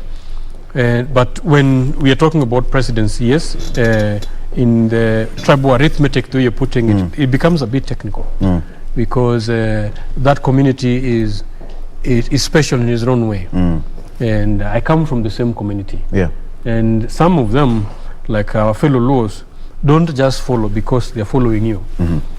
Some of them, traditionally, if you look historically at who they have been, are inspired by certain tenets or behaviors. And if one is able to resonate with that, then you stand opportunity. And I would not want to be limited to him as a choice. Nyanza has brought in so many sons, including me. So if he plays better than me, well and good, we will appreciate and support. But if I play better than him, then he support. What are his chances of, you know, ascending to the top seat? Depending on whichever way you look at it, you know, with all the political forces now ready to form, the alliances ready to come up, we'll see more, you know. Well, among the change that we are looking for, he stands as an alternative, because if he's able to dissociate himself from the foxes and the wolves, and get back to the people, which is a bit difficult right now, based on the baggages that he's having on his back. And I would also really not focus there, because if he was to bring any change, this gentleman has served at the helm of various areas, especially key is education sector, which is a challenge that this country is, have to resolve, because most of our issues that we are facing is as a result of our education system, and the education system informs a lot of a mindset change that we need to move to the next level. I saw President Yoweri Museveni blaming Africans for sitting back and waiting for outsiders to help them, and they are waiting to die expecting that outsiders will, give them vaccines and stuff like that. And I, for once, actually speaking sense on the things that they ought to have been championing. Because the challenge that is making Africa to think the way it's thinking is because of the education system. Train a child in the way they should go when they're young, and they'll not depart from those ways. Our education to date, system to date has not focused on character development, has not focused on innovation, has not focused on critical thinking, has not actually focused on raising up independent students who do not have to be employed. Because actually as it stands is so many vijana mwisho wa kusoma mutapata kazi mzuri. Sasa kazi pia these tribal kings wamepeana ndugu zao, they've given to their own kings, is all nepotism and tribalism all through. And this is why you find our brothers from the mountain are fighting to continue holding those corporations, those business areas, so that they continue employing their own, they continue privileging their own people, without thinking that if we invest in the right mindset, and if we educate our people well, we can have a bigger cake, and the entire nation can actually progress further. So if Matiang'i was not able to deliver in education sector in transforming Kenyans' mindset to be independent, to be innovative, to be creative, to actually live the aspiration that the Kenyan dream has always longed for, the elusive dream, then I wonder what he will bring to the table when we are thinking about ideologies. I will easily kick him out of the table. Mike, the question right now is, Odiem Raila Odinga is a busy man right now. He's been to Mombasa several times because the unity at the coast is not what people thought it would be right now. He's working for Matiang'i, as put on the papers, and right now he's also focusing on Mombasa. How is it going to be for him now that Mombasa has been perceived to be an ODM stronghold, and the unity in that particular region is under threat? Take this to the bank. Yes. I don't think Raila is in a place to tell anybody today that so and so Tosha. I think Raila is going to run for president. Take this to the bank. What if he says somebody's son so Tosha?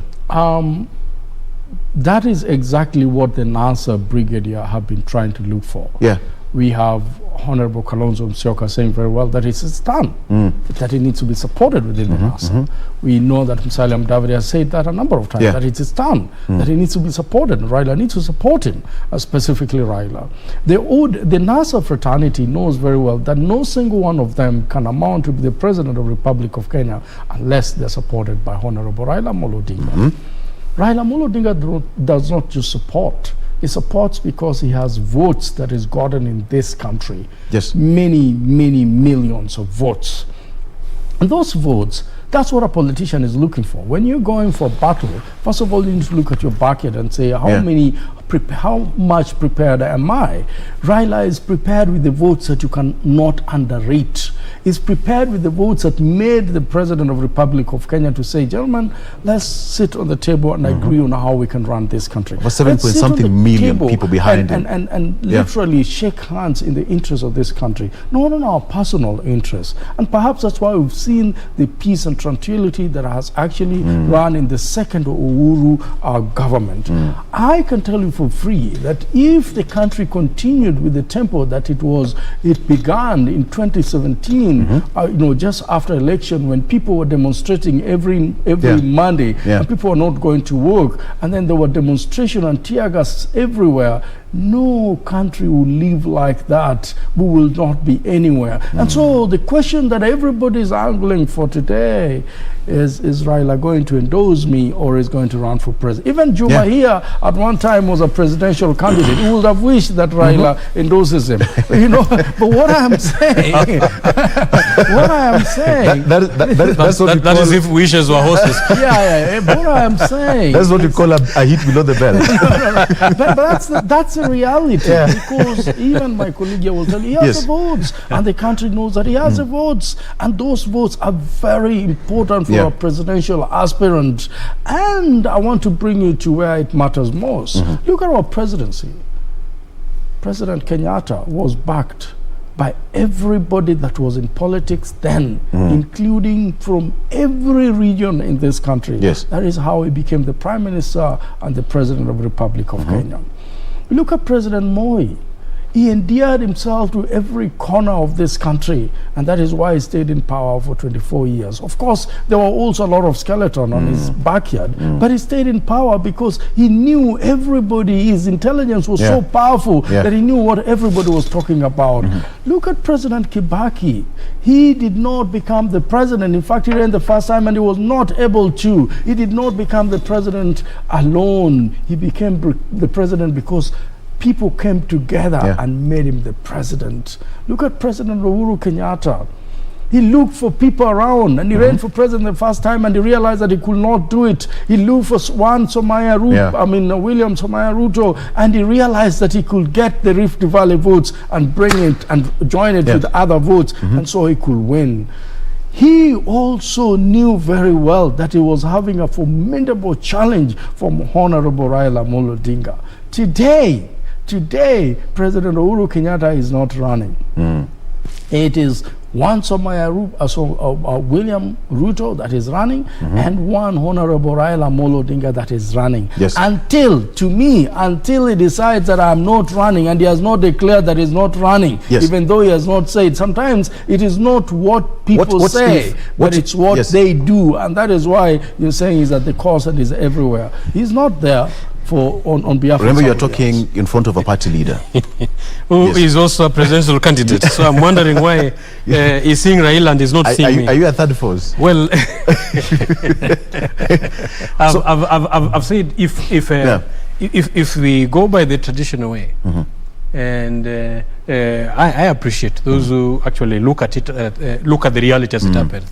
But some of us, where we're coming from, I think probably that is, we resonate with Kenyans who can make what has never been a be. Because I think that is what a good leader is, to make what has never been be. We believe that it's no longer what the people, the sycophants who follows you. It is the constitution and the power. He comes from an area where somebody is known. By then there was no constitution written, and he is called Ojejo Teko. And when the colonialists actually rose and they were taxing people and collecting cows, and Ojejo stood in front of the governor, colonial governor, and told him that the cows of Kanjira are not going. And the governor asked him, how? Whose authority do you have to tell me not to tax you the cows?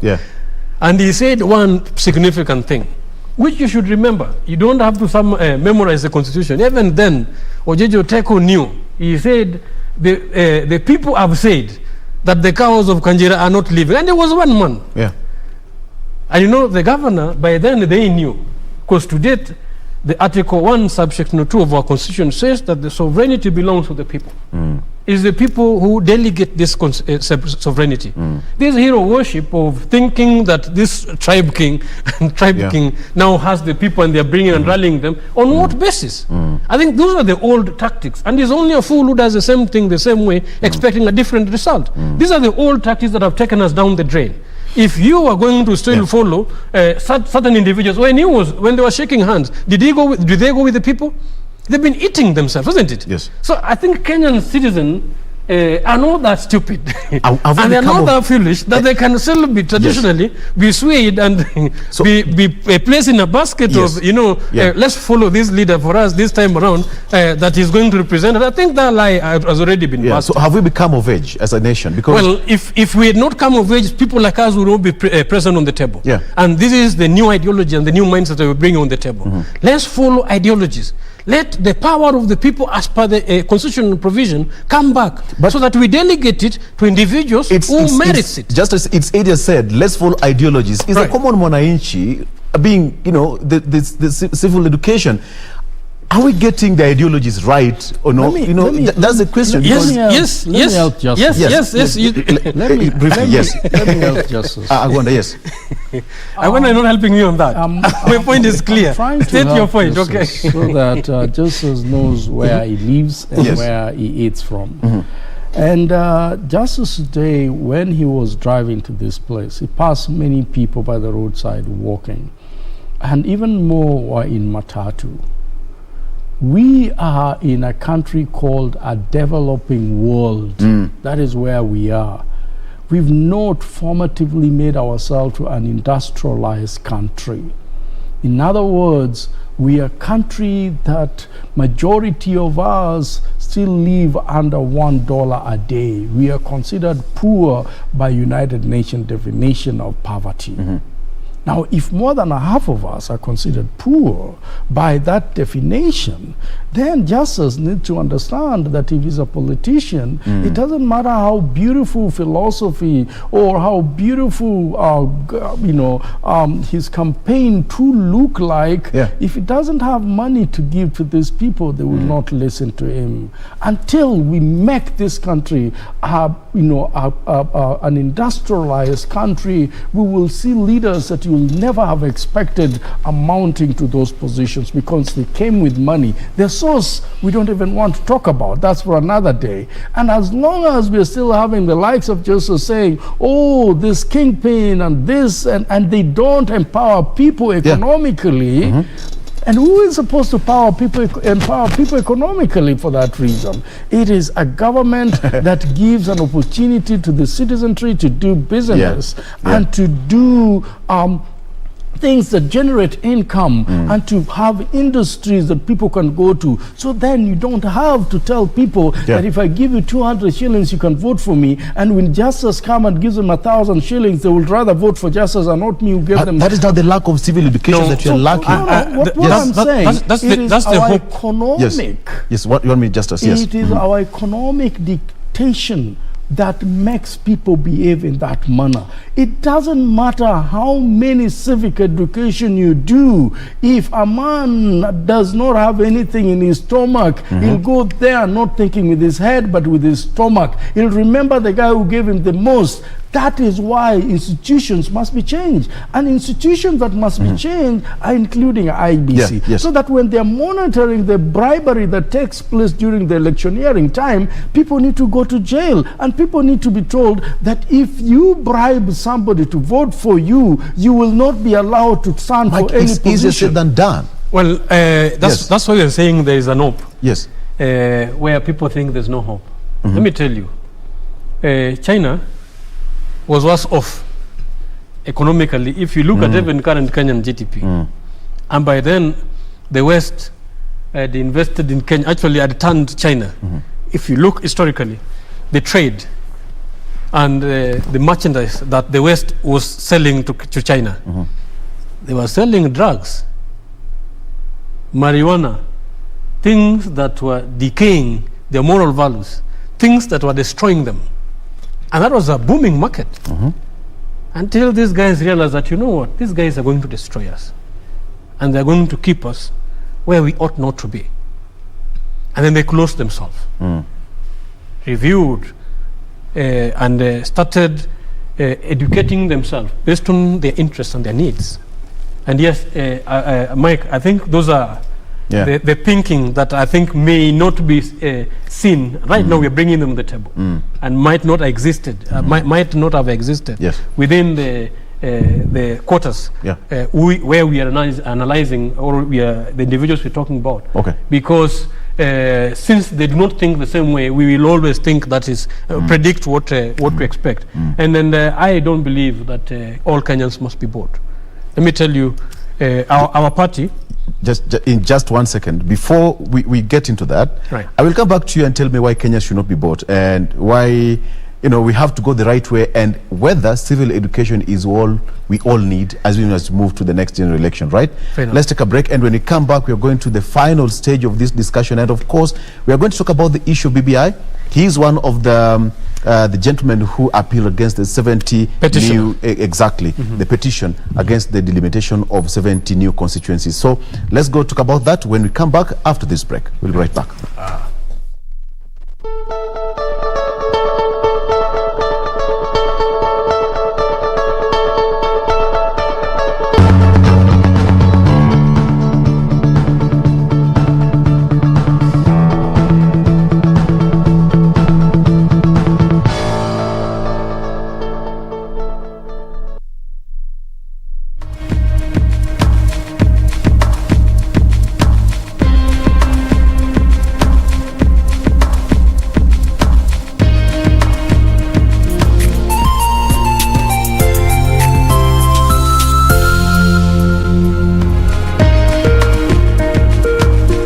Be sure, check out for a KDIC sticker in your banking hall. KDIC, protecting your deposits.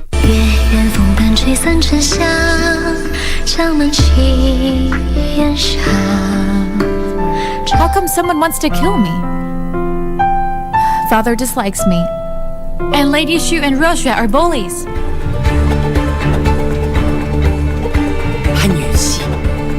Remember, you offended me first. Who is it?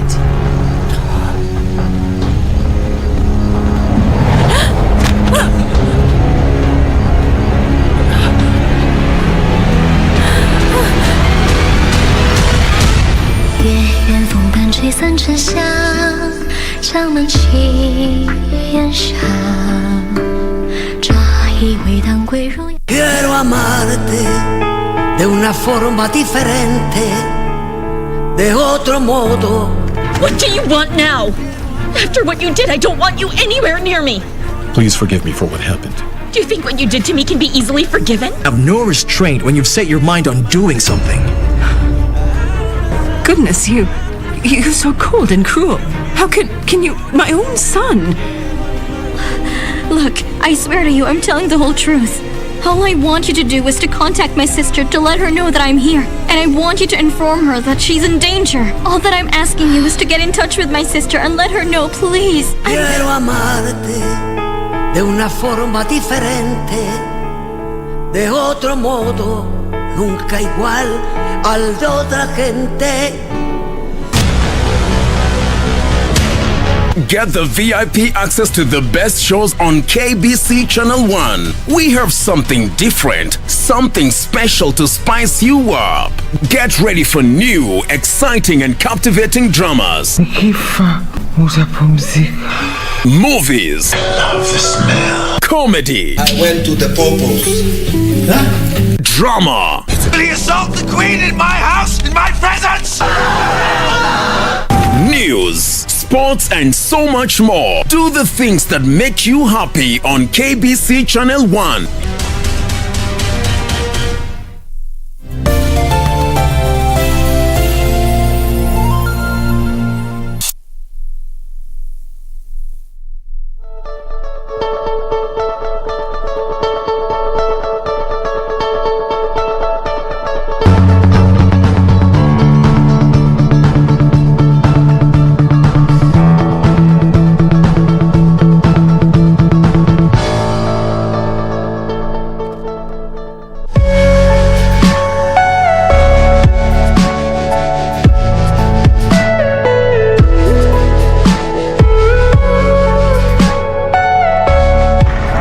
I am in Bungoma County, a county that has been listed among the top counties leading in the cases of teenage pregnancy in the country. It escalated.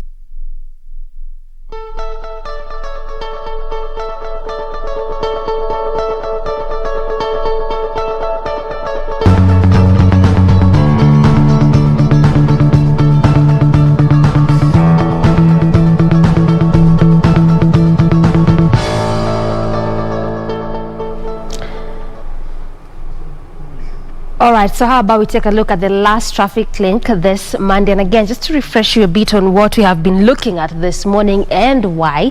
This is again that image of Mbagathi Way. I had told you earlier that Kenha hasn't quite put a specific date and time as to when this footbridge is expected to be completed in terms of installation and opened up to the public, but at least as of now, this is a bit of how it is looking like. We've also seen the different works, especially road works, that have been undertaken by Kenha in terms of installation of footbridges. Now, this is also the reason as to why oftentimes on roads that have been earmarked, could be either for a reconstruction, expansion, recarpeting, or just a construction altogether, it has always been necessary to ensure that in addition to either the expansion, recarpeting, or reconstruction of that road, they have tried to make sure that they also have footbridges installed.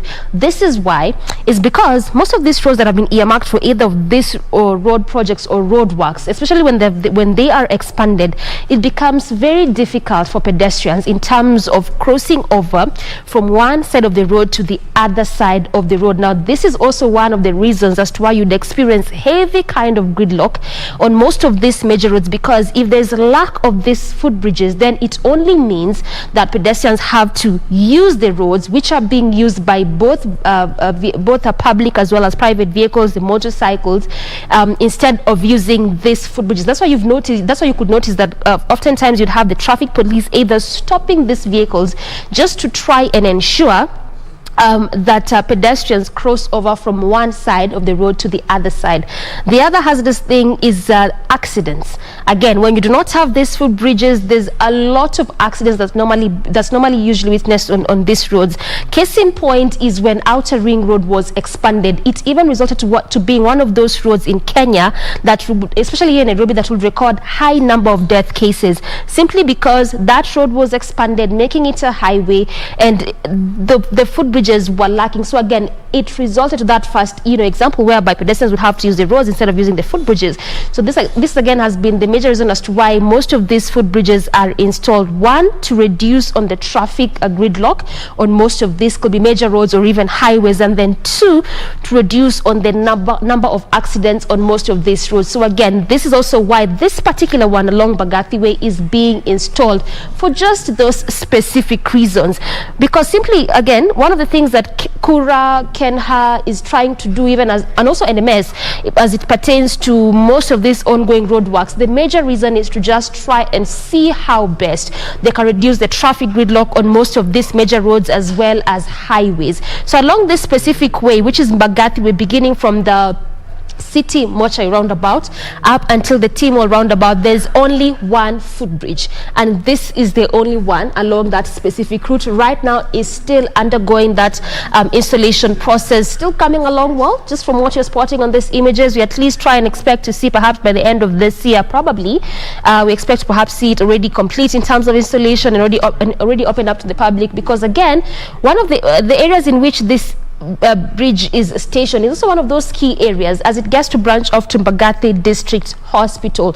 So again, the other thing that also they're trying to do is try and ensure that even as they're trying to designate various areas where they're going to install footbridges, it's one of those areas where it's just busy areas, perhaps could be next to a bus terminus or next to a hospital or next to different kind of amenity. And that's why we've also seen along Gong Road the areas in which they have designated the footbridges, the three that needs to be installed in between phase 1 and phase 2. One of them is at Kenyatta Hospital, the other one is at Coptic Hospital. So that's also one of the things that they're trying to do, again, just for the same reason, to reduce the traffic flow, and again to make it easy for pedestrians to cross over from one side of the road to the other side. In addition to that, just trying to see how best they can reduce on accidents. So before we quickly just finish up on traffic this morning, let's try and see very, very quickly how this area is doing right now. We try and see if at all things have changed or in the same situation as how it was earlier on. Look at this, things have changed right now.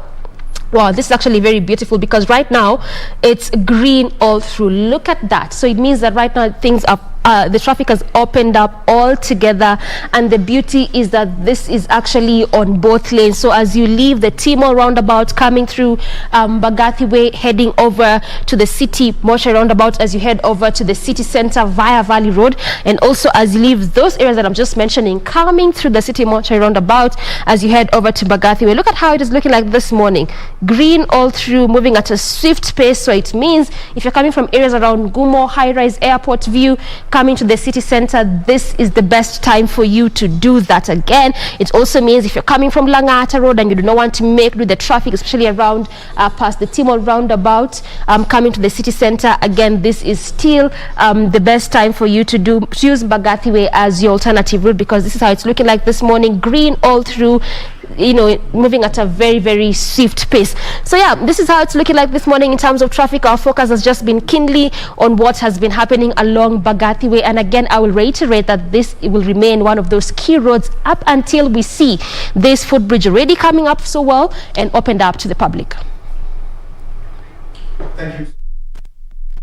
What's happening on our roads, and of course, just be careful. Over the weekend, people spend hours on Mombasa Road. Always, you know, keep time and be at the right place at the right time. All right. We are coming to the tail end of this discussion, but we are having a discussion right now. And just as before we went on a break, you are saying something. Probably can just pick it from there. Yes. Yes. I said China changed. Yes. And China managed to change because of their extreme departure from the norms. And these are the thinking that should inform the citizen, especially the Kenyan citizen, if we really want or we are interested in a change. We have to think outside the box. Sometimes I'm not the type who want to be a small fish in the big sea. You can create your own your pond and then be a big fish. And Kenya is capable. So far, Kenya is a giant as an economy in East Africa. The people who are failing Kenya are the leadership that Kenya is having. And you have selfish, myopic, short-sighted leaders who have refused to allow this country to shine. Because even when you're talking about technology, Kenya was the founder. Actually, we were championing in M-Pesa, the cashless transaction, or the M-Pesa cash transfer. It began here. And if we were able to just tap in a little bit into this talent, into this creativity, and it just need tweaking and maneuvering the education curriculum, get it away from the exam centerness, and allow Kenyans to be innovators. Even during these tough times, normally tough times determine and describes an individual. Exactly. That's when you know who true color of Mike can be. Give him crisis. And crisis that we were having, especially with this pandemic, to me it was historical. We could have used this opportunity to actually showcase to the world that we are different. And we would even inform the next generation on how to handle crisis. It was an history given to us. But some leaders decided to handle it. Actually, their approach was inverted. Then they first of all looked at Kemsa iko wapi. You know, what, and they fulfilled the committee with the interesting family members and, you know, businessmen who, when the world actually is mitigating and giving relief to their workers, some were busy. Some banks were busy firing people and sending them home, and even leaders were busy sending the employees home. And these are not individuals who are able to write the history that Kenya desire. And this is why I'm so convinced that as citizens, we deserve good leadership, and the citizens have been inhibited by the bad leadership we've been having. And given opportunity, because I have seen Kenyans given opportunity. You see them in the track. Those guys are different. Even in the soccer, if you give Kenyans opportunity, they excel. But this education system curtail talent development. You can't go to the field and play soccer effectively. It's not enabling you. It wants you to be a doctor, it wants you to be an engineer or an accountant. By the end of the day, what does the market need? I see Mike. Yeah, I actually want to say... Voice is blazing somewhere. Okay, Mike, let him motor. It's telling us the symptoms. It's not telling us how we can solve this problem. I totally agree with them. The Jubilee government has not done very well in supporting the civil society in this country. Remember, what brought Moi into reality is when the civil society came out very strongly, and there was a lot of civic education. When President Uhuru Kenyatta came into power, some of the few people that he fought with was the civil society as well as the donors that were supporting those civil societies. I think that has to change. If we want this country to change, like Juma is saying, I really think it is important that you must empower the small groups that are called community-based organizations. Yeah. You know, everywhere in this country. And I remember when we were growing up, we had all these community-based organizations. We were discussing issues of HIV/AIDS. We were discussing issues of sports. We were discussing a lot of things, tree planting and stuff like that. That cannot happen if you do not support those young men and women that are out there. Yeah. And it can also not happen if we want an electioneering period that is devoid of violence, that is also devoid of shenanigans and bad leaders. That can only happen when you allow the donors to come in. Just like when we had the issues of human rights, there was a lot of support from the West, there was a lot of support from within. The country must come to a point where such leadership is not just being driven by the government, but it's driven by the youths, it's driven by the young people, and they can get resources to do that. If we don't, then we're not going to change. I believe that when China wanted to change, first of all, they started by changing amongst themselves and ensuring that the resources went to the right place. We've seen that the government is not accountable to money that is going to social groups and to civil society. Well, it is high time that they tap into the private citizenry, into changing the mindset for this country, and not hiring a consultant and paying him 100 million for going to Kakamega or going to some place to do some, survey. No. Looking at the youths and supporting those youths and saying them, tell the other youths that this is how they need to elect their own. Well, true, looking for them, Victor. Just before we move to the next. Yes, looking for them, but what is key is mindset. We need to invest. And you see, that is why some of us contest and petition the constitution, because there are some things which if you put in the constitution, it is going to affect the mindset in the long run. And if you look at the transformation of their mindset, because poverty is in the mind, educate them to be wealthy, educate them to be rich, and they'll be rich themselves, so that when you are empowering them or adding it with resources, you add resources to an individual who knows where they're going, who is already empowered. But if we still have education curriculum that is actually destructive to that wealth creation, and actually is training people to be more servants than being independent innovators, than being resourceful and manufacturers, then still, even if we bring whether they elect their tribesman, still the Kenyan problem will still remain the Kenyan problem. And these are the extreme departures that as Justice and Freedom Party we are offering, that we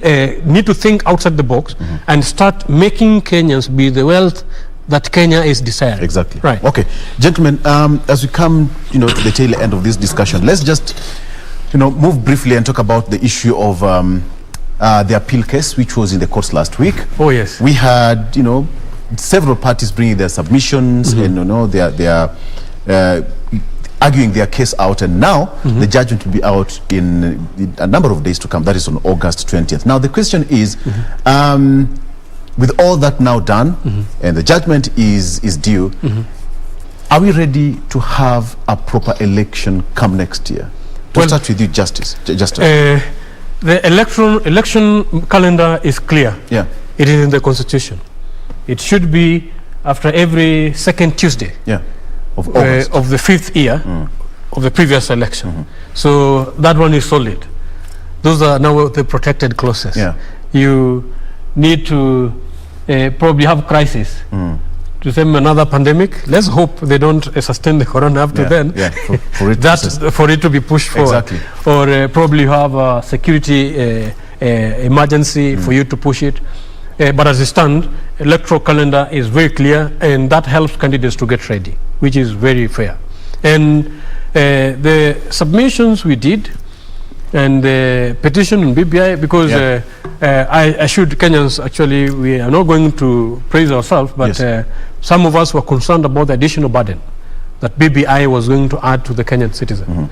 Looking at the current economy, where the government is already in the loan that you apply for. Imagine the loan that you apply for, the government is taxing you for the loan. A loan that you're taking. The government is taxing you. The question is, Justice, is that you are in the front line and on the spotlight as petitioning against the delimitation of 70 new constituencies. Exactly. Why? Because the mandate of delimitation of boundaries is given to by the Constitution to boundary independent election and boundary commission, yes, which is a KBC to get, and there is a science that informs it. It could be census, but of course there is population density that they're looking for. Yeah. Every constituency must merit specific population quota, and we looked at various options that were being tabled. And also the numbers that were being proposed. Actually, they were already been determined. They were not even being proposed. Whereas IEBC actually should be the person who is informing this. Yeah. We look at the answer that IEBC presented before this commission, and there was nothing like that. So we were wondering then what science was informing this. And this alone was going to add around 430 billion burden to taxpayers annually. And at the same time, you're talking about an increment of devolution, which was to be done, increased from 15 to 35, which even as it stands right now, there's nothing that stops them from implementing 15 and above, because the minimum is 15. And let me tell you, even currently, since this government came into power, they've never devolved more than 10% or 11%. They've not even matched that 15. And nothing stopped them from devolving more than 15%. So if they were to devolve more than 15%, the question would be, where are they going to get the extra resources? And what was the science informing the 70? Yes. For example, in Kiambu alone, which was going to probably have 8 more constituencies. Kiambu, currently as it stands, has only 2 constituencies which have surpassed its population quota, with probably about 40,000. 40,000, you can still, even if you had 40 plus 40, you won't get to 180,000. So 40,000 each, if you add together, probably have 80,000. Maybe if we were to talk about population, additional constituencies, you would have been talking about 1. Yeah. But if you give them 8, and at the same time in Kiambu, there is 2 constituencies in Kiambu which are below population quota, which if you were to review scientifically, you should actually degassette them and merge them together. Yeah. So what I could have done is spread the line, the additional 42, the ones with less population quota, and Kiambu would not need any more any more constituencies. So if individuals decide and determine without science, and then again they surpass the constitutional provision and the constitutional body who are the custodian of that mandate and delimitate constituencies for themselves. And this is what was informing this, Victor. And then they let it be very clear, because the proposal that BBI was bringing actually is bringing back the prime ministership, which was to be elected by majority members in the House. And some people had calculated on how they are going to get the majority members in the House. And these are the deals that are actually being cut beyond the tables, so that when the boundaries are delimited, they will get the number they need and he will ascend to be a prime minister. And this is why I've been telling Evan Agwanda. And then you are old brother, sometimes need to listen to us even if we are young, because he would even saved him a lot. Angelia Palembele, because with a powerful prime minister and controlling the cabinet, because the prime minister will be controlling the parliament according to BBI, by where they will also be electing and choosing the minister. In other words, the prime minister will be the head of the government. He would easily send the president home. Alafu he will be coming back to us to start throwing stones. The way Agwanda is looking at you. We've saved Kenyans a lot. I can see the way Agwanda is looking at you. Agwanda, what do you have to say about that? What I have to say, you've been sent to go and tell your brother. Sometimes it is not what they say, but it is what they do. Now we need to ask the government whether they were really honest about the BBI. Because if they were very honest about the BBI and they really wanted to have it achieved, then all these legal impulses that we are having today perhaps would not have been realized. Having, Justice Juma and company go to the courts and winning in a big way will not have happened. The question is, what is the legal advisor of the president doing? because this is not a shame to the Republic of Kenya, but it's also a shame to the presidency, office of the presidency. It shows that perhaps there are people that were put into those offices on a political dispensatory scenario, but not on competency. I'm not saying that they're competent, but what I am saying is the president has lost cases, or the government has lost cases after cases and after cases, and could the president being set up by his own men and women that were employed to advise him in matters of legal. And that to me is where the question is, because it cannot be that he has employed people that cannot advise him properly on a system, on what need to be followed. I will tell you this, when President Moi was there, as much as he was such a dictator and everybody knew he was, but he never did anything against the law.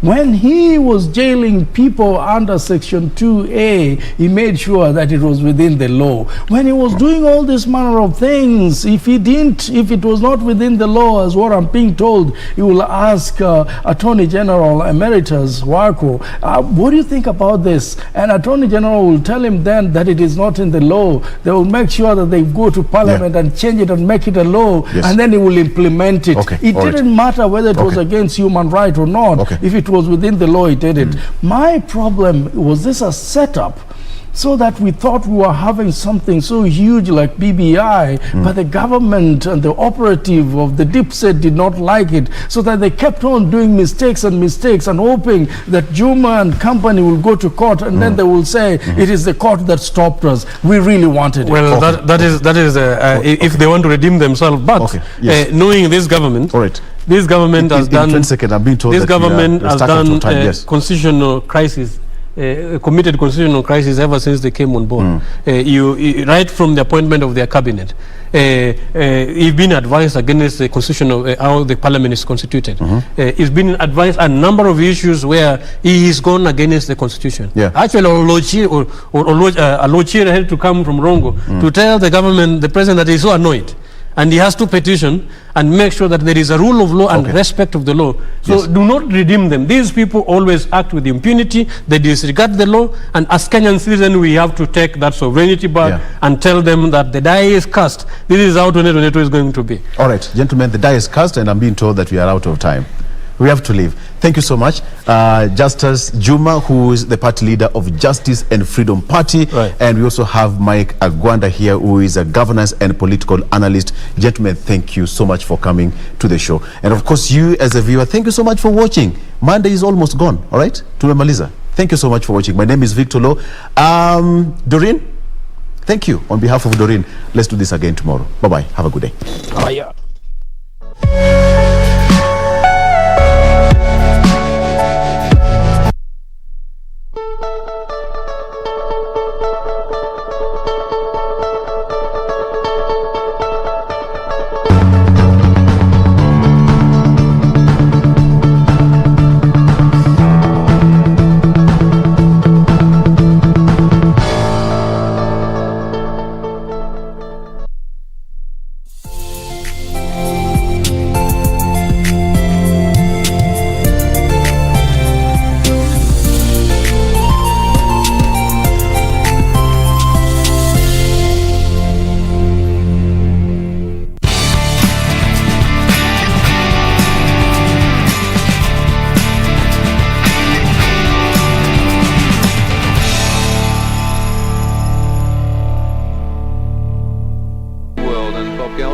They gave it all with every bit of strength that was left in them in pursuit of glory.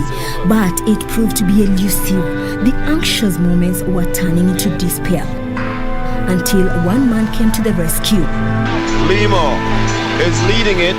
Benjamin Kiprotich Limo was the hero of the 2005 World Athletics Championship that will forever be etched in many Kenyan hearts. Bursting down the stretch, and it's going to be Benjamin Limo of Kenya, who's your 5,000-meter world champion.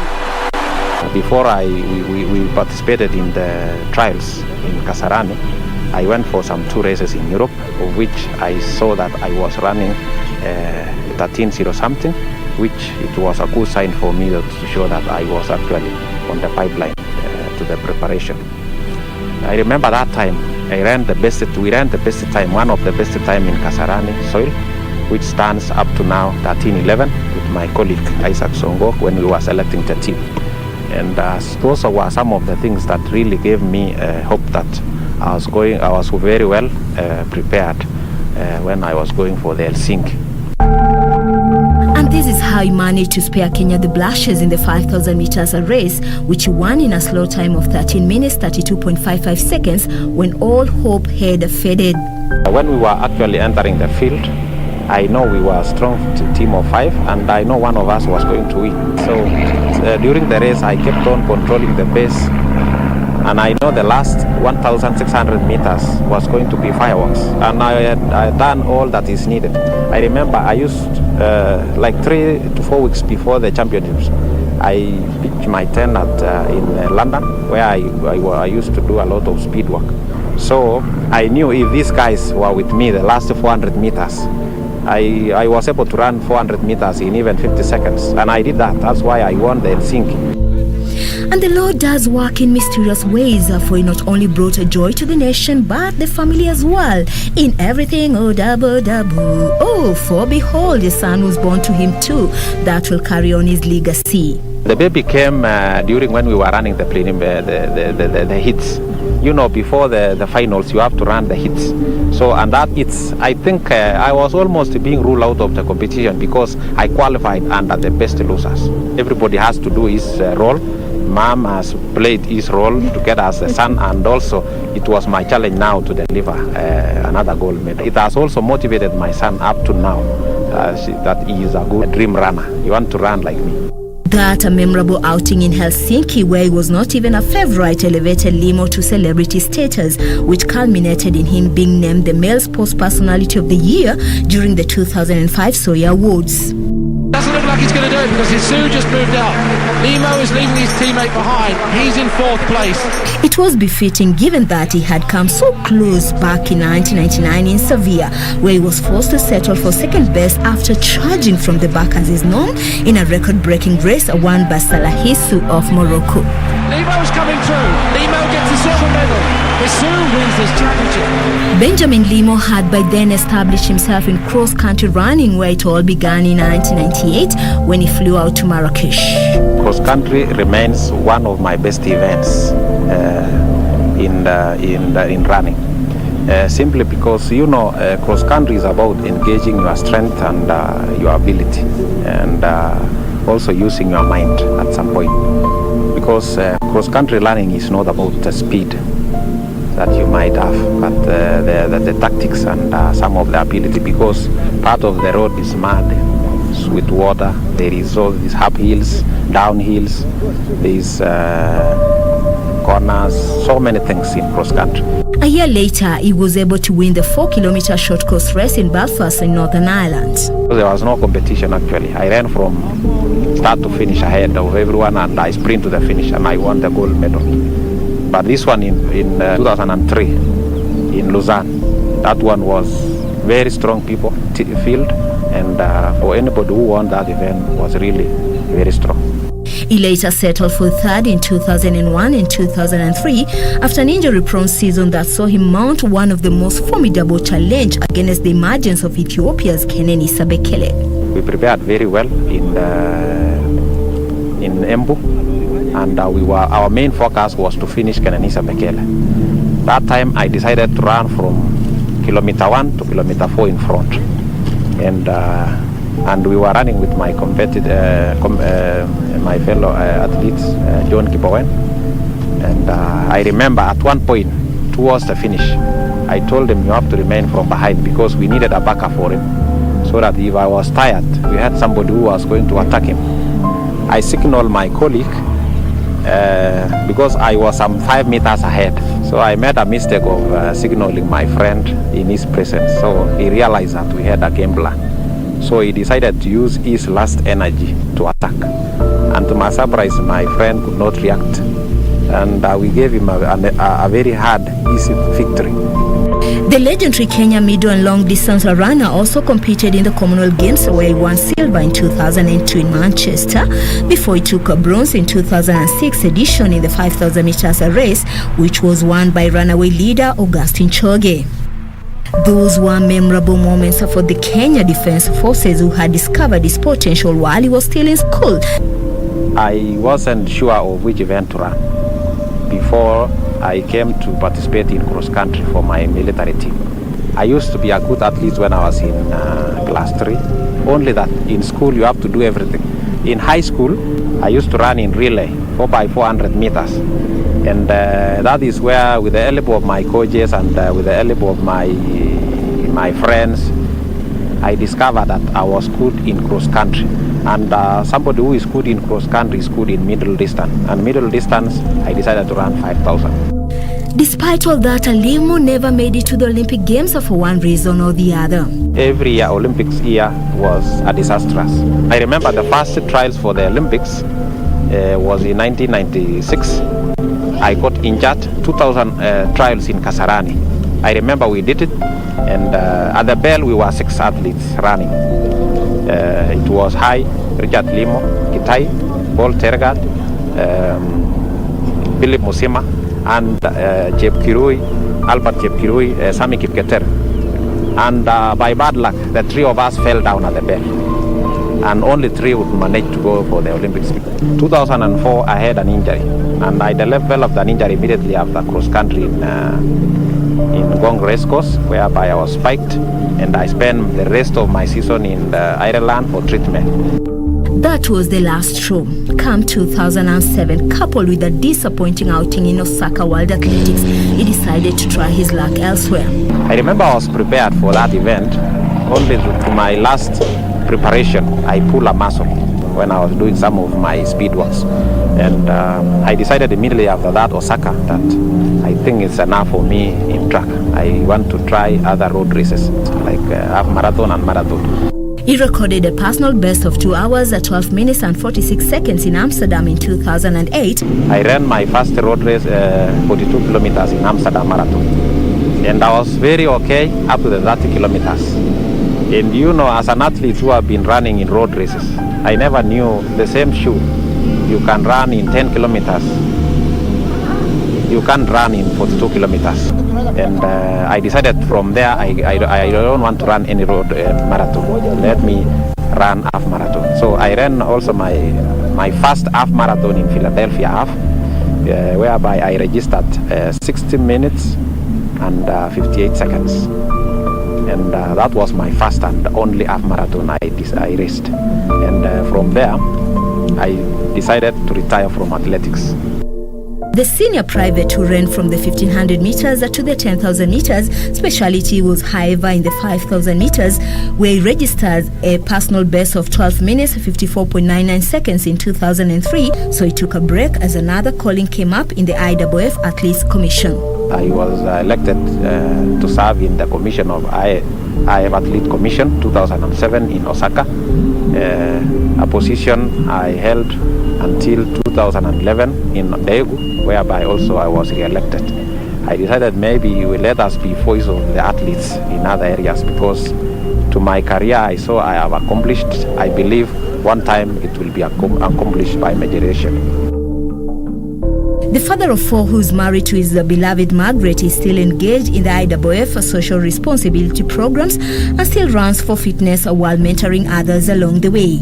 Since I retire, I've been taking part in the Standard Chartered Marathon. That is part of my physical preparation. He was elected in the Uasin Gishu AK branch as a result, but left in a half when he discovered there was more than met the eye. We did the best we can the first year of election 2013, but 2014 and 2015 wasn't good for me, because I realized that within the organization, within the federation, things were not good, and some other things were done in a manner that it questioned your integrity. And thus just but a tip of the myriad of problems that later cropped up to cloud the Kenya athletics scene that has brought the sport to disrepute. I can say without any contradiction that those people who are actually doping were the people who are not talented. At least they are trying to make their own way into athletics. He just saw the people winning money, and he wants also to make money. That's a shortcut. There is no shortcut in life.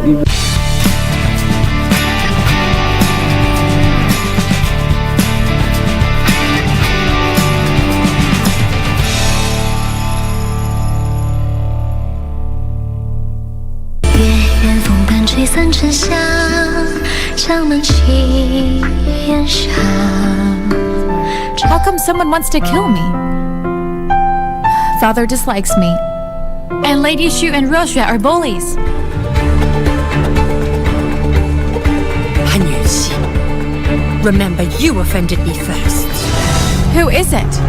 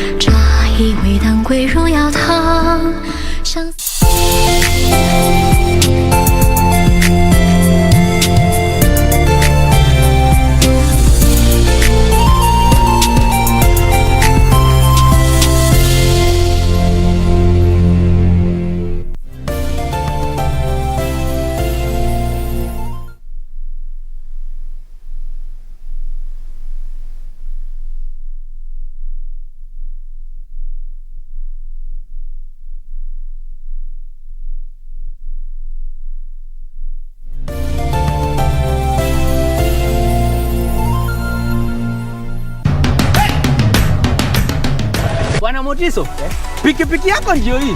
Uko shoni yangu. Hii pikipiki ni unakumbuka uliekelea the lowest unique bid yako ilikuwa ngapi? 18 shillings. Na unajua kuendesha hii gari? Kidogo. Haya, kitoko yako shika helmet, kifungu yako chomoka na mali yako. Kujiunga na QuickBid ni rahisi. Enda kwenye M-Pesa, bonyeza paybill kisha weka business number 4032353. Kwenye account weka kodi ya bidhaa unayotaka na bid yako ya chini zaidi. Kwa mfano TV 16. Kisha weka shilingi 20 tu kama idadi yako. Weka bid yako pia kwenye www.quickbid.co.ke. Kumbuka, bid ya chini zaidi ya kipekee ndio hununua. QuickBid, bidhaa bora kwa bei ya chini.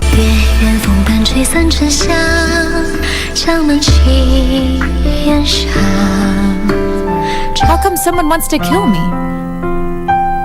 Father dislikes me. And Lady Shu and Rosha are bullies. Han Yuxi, remember you offended me first. Who is it?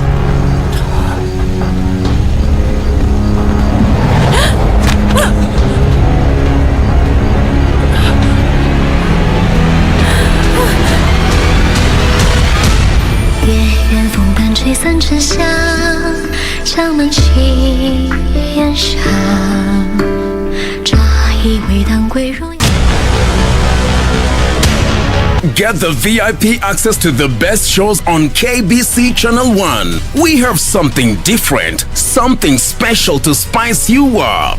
Get ready for new, exciting and captivating dramas.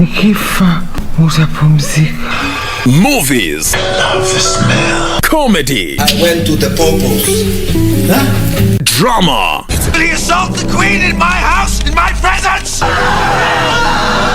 News, sports and so much more. Do the things that make you happy on KBC Channel 1.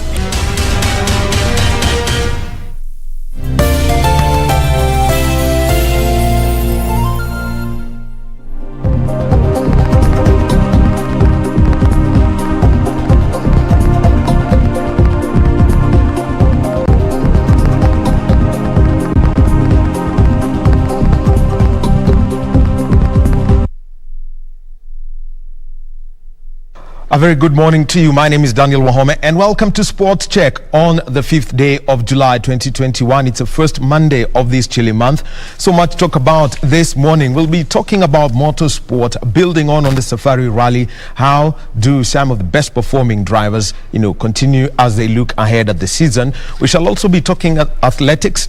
Well, it's been I've got to say, a great 5 days of athletics from Wednesday until last night when we had the Stockholm Diamond League meeting. So we shall be talking about that. Sprints coach Stephen Mwaniki is going to be joining us and breaking it down for us. How's Mary Mora progressing? Beatrice Chepkoech losing in Stockholm to Hyvin Kiyang, actually finishing third behind Kroza of Germany. And also we shall be talking about football. Gor Mahia to represent Kenya in the CAF Confederation Cup after beating AFC Leopards by a goal to 0. Tusker, and that decision, to have them go represent the country in the Champions League. All that and more, we shall be having those conversations. And also, keeping up with the news, the Institute of Human Resource Management is having an event at the Uhuru Park grounds. This is the Human Resource Month, HR Month. Be friends with your HR people. Our HR people, take a tour of the offices and see what we do normally. We'll talk nicely on the 26th when you send the payslips. The Inspector General's Conference is happening at the Kenya School of Government, so we shall be taking a look at that too. And Talanta FC training at the James Cambridge School in Nairobi. Bernard Okumu is reporting that for us, and we also have got